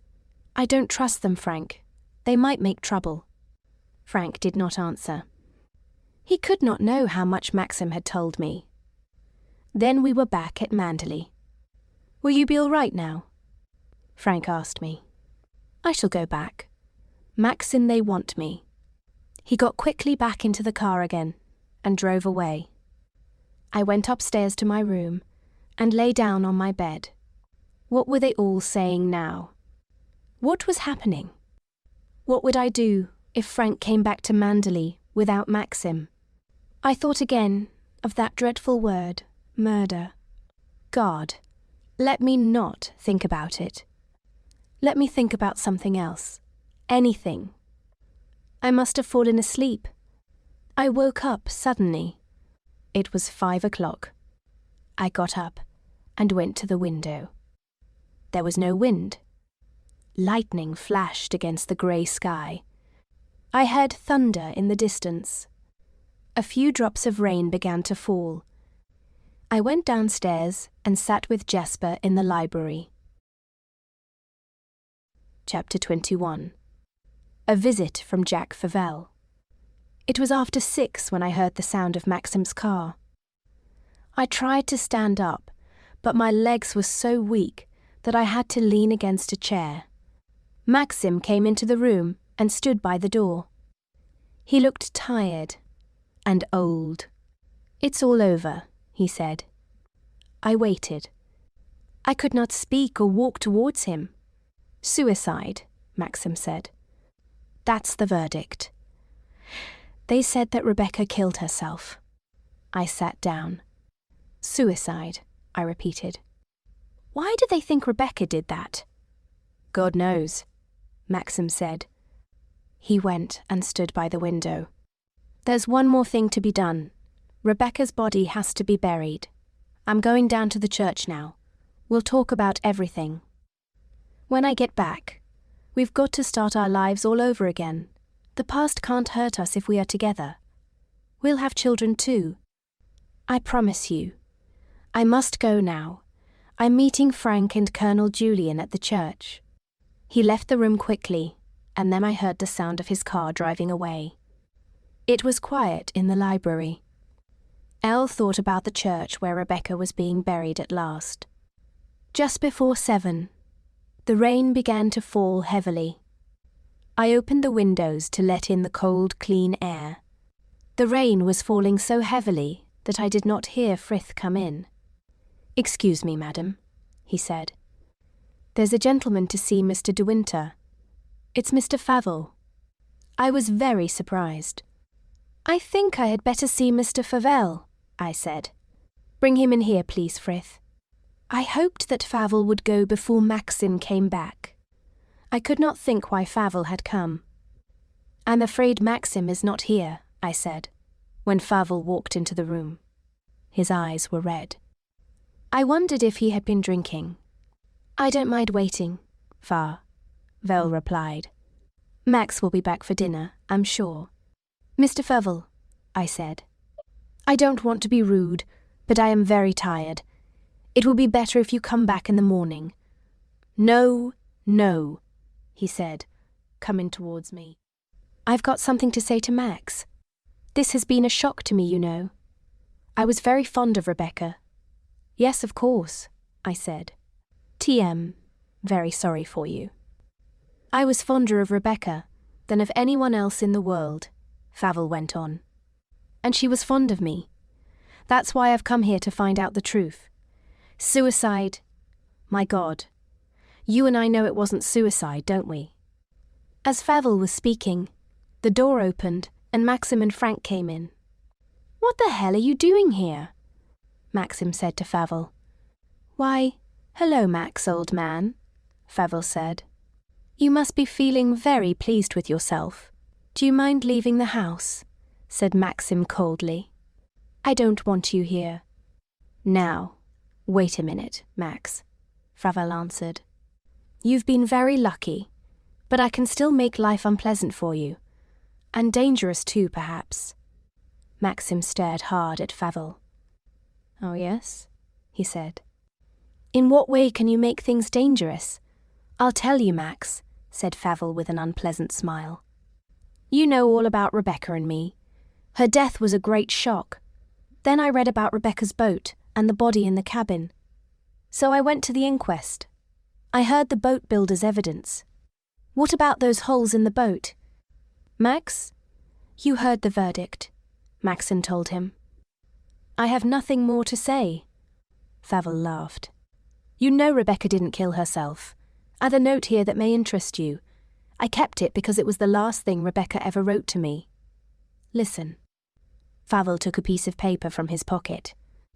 I recognized Rebecca's hard, black writing. "I tried to phone you," Favell read, "but you were out. I'm leaving London now and going back to Manderley. I'll wait for you in the cottage. Come down as soon as you can. I've got something to tell you." Favell put the note back in his pocket. "I found that in my London flat. It was too late to drive down to Manderley. When I phoned the following day, Rebecca was dead. Do you really think Rebecca killed herself after writing that note?" Maxim said nothing. "Now, Max, old man," Favell said at last. "You know I'm not a rich man. If I had £2,000 or £3,000, I could live quite well. I'd never come back, I promise you. I've already asked you to leave the house," Maxim said. "The door is behind you." Favell laughed again. "Think again, Max," said Favell. "I don't suppose your new bride wants to be known as the wife of a murderer." "You can't frighten me, Favell," Maxim answered. "Shall I phone Colonel Julian? You can tell your story to him." "You wouldn't dare, Max," said Favell. "Who?" "I have enough evidence to hang you, Max." Maxim walked slowly towards the telephone in the next room. "Stop him," I said to Frank. "Stop him, for God's sake." But it was too late. Maxim was already speaking. "NS, that Colonel Julian. It's De Winter here. Could you come over to Manderley at once?" "No, I can't say anything over the phone." "Thank you very much. Goodbye." And Maxim came back again into the room. "Colonel Julian will be here in 10 minutes, he said. We waited in silence. The rain was so heavy that we did not hear the sound of the car. We were taken by surprise when Frith brought the magistrate into the library. "Good evening, Colonel Julian," Maxim said at once. "This is Jack Favell, my late wife's cousin. He has something to say to you."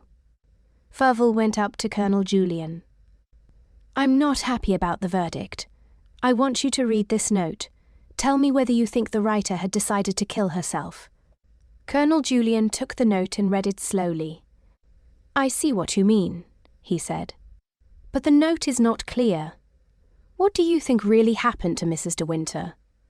Favell looked at Maxim. "I'll tell you what I think," he said slowly.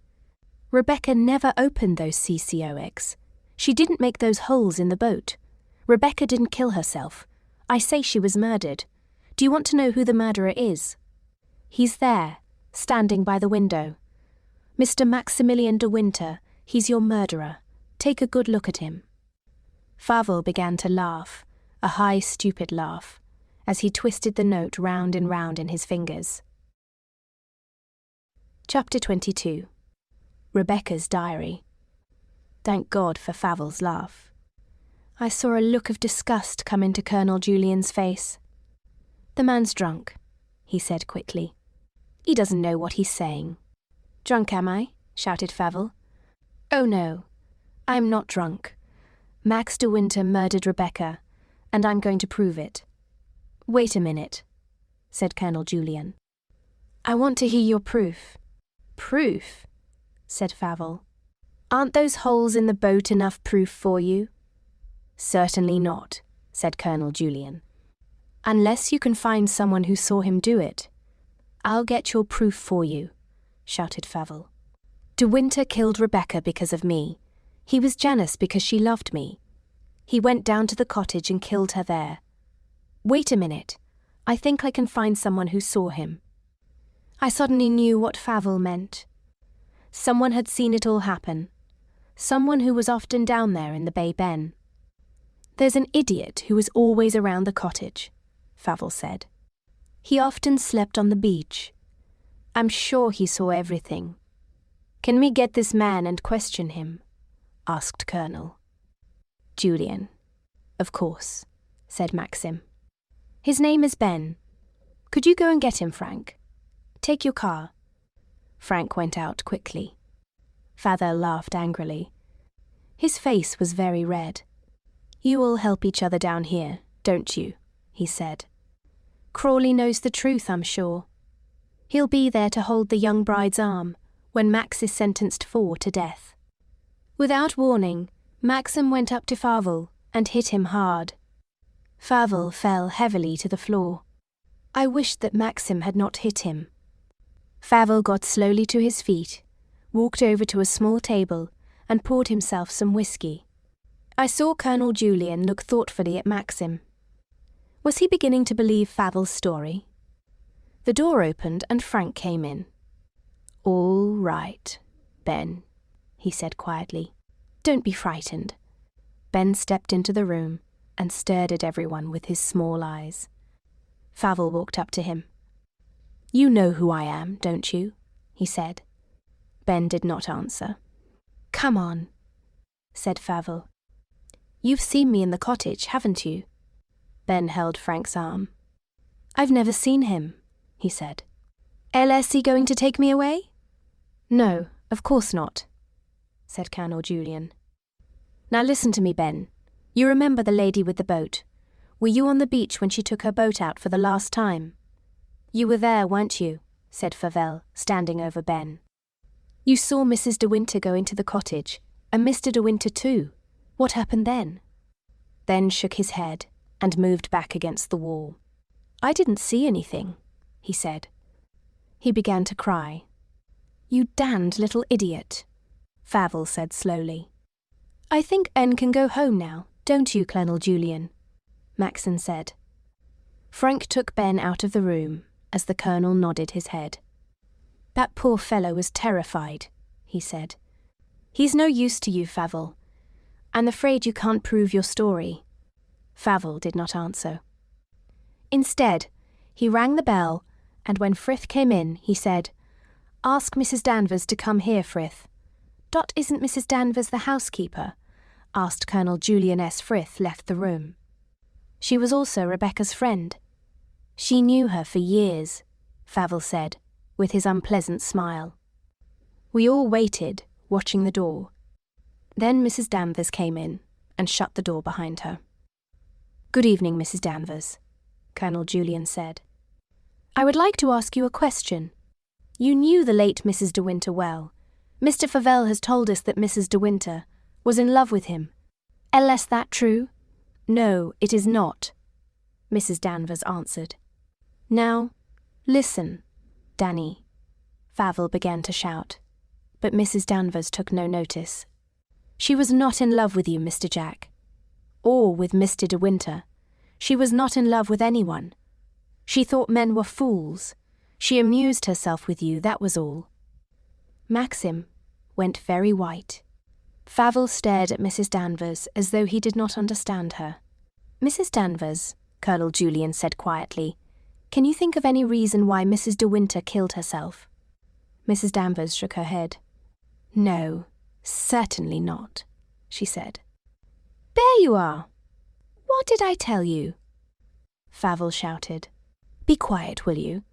Let Mrs. Danvers read the note. She may understand it, Colonel Julian said. Mrs. Danvers took the note, read it, and then shook her head again. I don't know what she meant. If it was something important, she would have told me. Can you tell us how Mrs. De Winter spent that last day in London? Did she keep a diary? Asked Colonel Julian. I've got her diary in my room, Mrs. Danvers replied. I kept all her things. I'll go and get it. Well, De Winter, said Colonel Julian, do you mind us seeing this diary? Of course not, said Maxim. Once again, I saw Colonel Julian give Maxim a hard look. This time, Frank saw it too. Somehow, I felt sure that the truth was in that diary. Mrs. Danvers came back with a small book in her hand. Here is the page for the day Mrs. De Winter died, she said. Colonel Julian looked at it carefully. Yes, he said. Here it is. Hairdressers at 12 o'clock. Then lunch. And then Baker 2 o'clock. Who was Baker? He looked at Maxim. Maxim shook his head. Baker? Repeated Mrs. Danvers. She knew no one called Baker. We must find out who this person was, said Colonel Julian. If he wasn't a friend, perhaps it was someone she was afraid of. Mrs. De Winter afraid, said Mrs. Danvers. She was afraid of nothing and no one. Only one thing worried her. That was the thought of illness, of dying slowly in her bed. What does all this matter? Said Favell. If Baker was important, Danny would know about him. Mrs. Danvers was turning the pages of the diary. There's a telephone number here at the back, she said. And the name Baker again. Well, said Maxim, lighting a cigarette. Perhaps someone should phone that number. Would you mind, Frank? Frank took the diary without a word and went into the next room. He shut the door behind him. When he came back, he said, that was a doctor's number. Dr. Baker used to live there, but he left 6 months ago. They gave me his new address. I have written it here. And Frank held out a piece of paper. It was then that Maxim looked at me. He looked at me like a man saying goodbye for the last time. That piece of paper was enough to hang Maxim. I knew Rebecca had gone to a doctor. I knew what she had wanted to tell Favell. Rebecca had been pregnant when she died. She had been going to have a child. It was the one clear proof that Rebecca had not killed herself. I was sure that this was the truth. I knew Maxim thought so too. Well done, Frank, said Maxim calmly. Where does the doctor live now? In North London, Frank replied. But he's not on the phone. He's a very well-known women's doctor. Well, said Colonel Julian. There must have been something wrong with her after all. I'll write him a letter, Frank said. I don't think he would tell you anything, Colonel Julian answered. I think De Winter should see him and explain. I'm ready to go. said Maxim quietly. "Shall I go up in the morning?" "He's not going alone," Favell said with a laugh. "You go with him, Julian. And I think I'd better go too. What time do we start?" Colonel Julian looked at Maxim. 9 o'clock, he said. "Perhaps you will take me in your car. We'll meet at the crossroads just after 9, Favell said. He walked to the door. "I suppose you're not going to ask me to dinner, so I'll say goodbye. Come on, Danny. I'll see you in the morning, Max." Colonel Julian came up to me and took my hand. "Good night," he said. "Get your husband to bed early. Tomorrow will be a long day." He held my hand for a moment, but he did not look into my eyes. He and Frank went out together. Maxim and I were alone at last. "I'm coming with you tomorrow," I said. "Yes," Maxim answered. "We must be together as long as we can." I put my arms around him and held H/M. We did not say anything. Then Maxim held me tightly. We began to kiss each other, like guilty lovers who had never kissed before. Chapter 23. Dr. Baker. I woke up early the following morning, at about 6 o'clock. I got up and went to the window. The trees were covered in mist. There was a sharp coolness in the air. Autumn had arrived. This was the start of a new day at Manderley. Soon the servants would be starting work. Whatever happened to us, life at Manderley would go on. The peace of Manderley could not be broken. Its beauty could not be destroyed. He flowers would come every year. The birds would sing. Manderley would always be here, safe and secure within sound of the sea. Maxim slept on, and I did not wake him. The day ahead would be long and tiring. London was many miles away. We did not know what we should find at the end of the journey. Somewhere in London lived a man called Baker. He had never heard of us, but our future was in his hands. I had a bath, dressed, and then woke Maxim. He got up and went into the bathroom. I began to pack a few things. We might have to stay overnight in London. I looked at my small case. It seemed so long since I had used it. But it was only 4 months. I could not believe it. We had breakfast together, and I went out onto the terrace. The air was fresh and clear now. It was going to be a perfect day. At 9 o'clock exactly, Frank brought up Colonel Julian in his car. We were going in Maxim's car. I sat beside Maxim, and Colonel Julian go Tilda into the back. "You will telephone, won't you?" Frank said as he stood on the steps. "Yes, of course," Maxim said. As we drove away, I looked back at the house. It had never looked more beautiful. For some reason, my eyes filled with tears. Then we were round the bend of the drive, and Elle could see the house no longer. When we came to the crossroads, Favell was already waiting. He waved when he saw us and started up his car. Elle settled down for the long journey to London. The hours passed and the miles went by, Favell's car always behind us. We had lunch somewhere and reached London at about 3 o'clock. It was then that Elle began to feel tired. It was warm and the streets were busy. The drive through the centre of London seemed very long. Maxim looked pale and tired, but he did not say anything. Favell's car was always behind us. We reached Baker's house at about 5 o'clock. Maxim stopped the car and we got out. Favell came up to meet us. We all walked slowly up the path to the front door. Colonel Julian rang the bell. A woman opened the door. "LS Dr. Baker at home?" said Colonel Julian. "He is expecting us. I sent a telegram." "Yes, of course," said the woman. "My husband is in the garden. I'll tell him you are here." She took us into a cool room at the back of the house. She went out, and in a few minutes, a tall man came into the room. "I'm Dr. Baker, and sorry to keep you waiting. Please sit down," he said. "We are sorry to trouble you, Dr. Baker," Colonel Julian said. "My name is Julian. This is Mr. De Winter, Mrs. De Winter and Mr. Favell. We have come about the death of the late Mrs. De Winter. You may have read the report in the papers. The verdict was suicide," Favell said. "I knew Mrs. De Winter very well. She did not kill herself. She had no reason to. We want to know why she came to see you on the day she died." Dr. Baker looked surprised. "I think you've made a mistake," he said.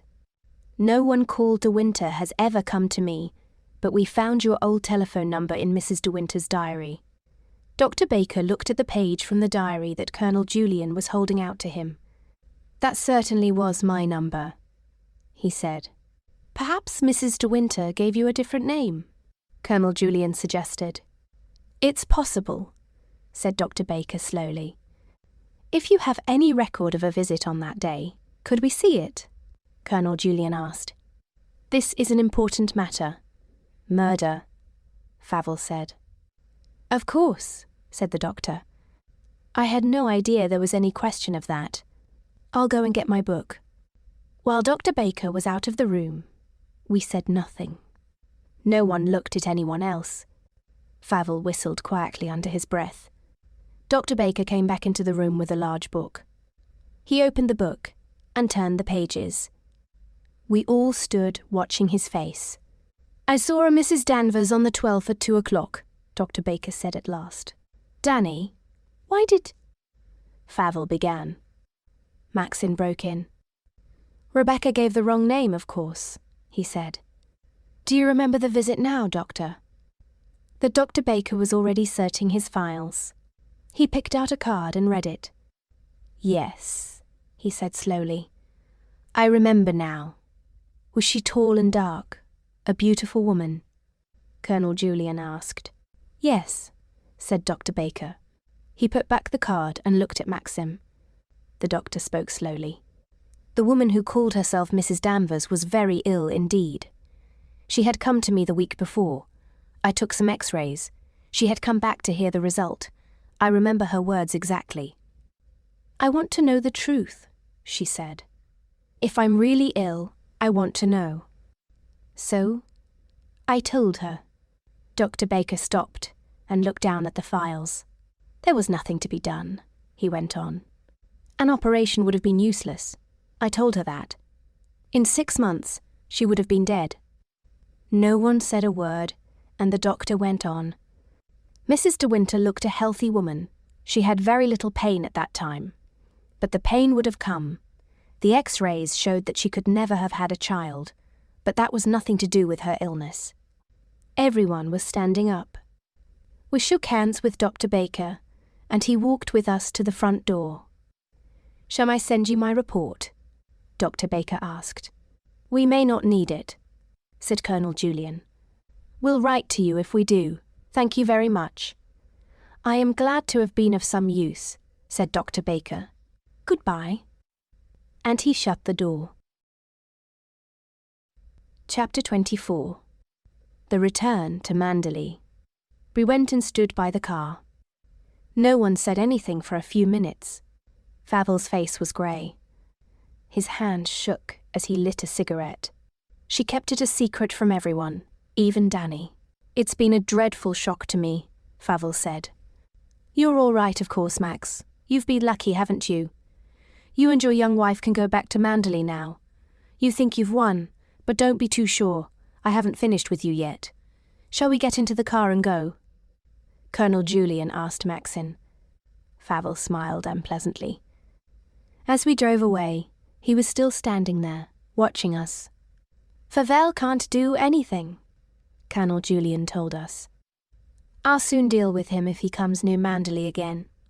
I don't think the papers will bother you anymore. There may be some talk, but I'll make sure that people hear about Dr. Baker." "Thank you very much," Maxim said. "What a dreadful thing illness is," Colonel Julian went on. I suppose she could not face the pain. She was such a lovely young woman, too. Neither of us answered him. Colonel Julian's sister lived in London, and he asked Maxim to take him to her house. "We must thank you for all your help," Maxim said, as the magistrate got out of the car. "I've been glad to help.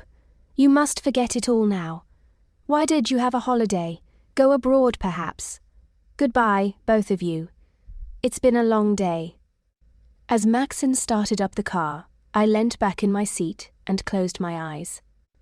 We drove on through the traffic and I felt full of peace. Nothing could hurt us anymore. We had dinner in a restaurant, and Maxim phoned Frank. "Do you think Colonel Julian knows the truth about Rebecca's death?" I asked Maxim as we were drinking our coffee. "Of course he knows," Maxim said. "But he will never say anything. I believe that Rebecca lied to me on purpose. She wanted me to kill her. That's why she laughed. She was laughing when she died." I did not say anything. It was all over. There was no need for Maxim to look so white and troubled. "I'm not sure that Rebecca hasn't won. Even now," Maxim went on. "Frank told me something rather strange on the phone. Mrs. Danvers has left Manderley.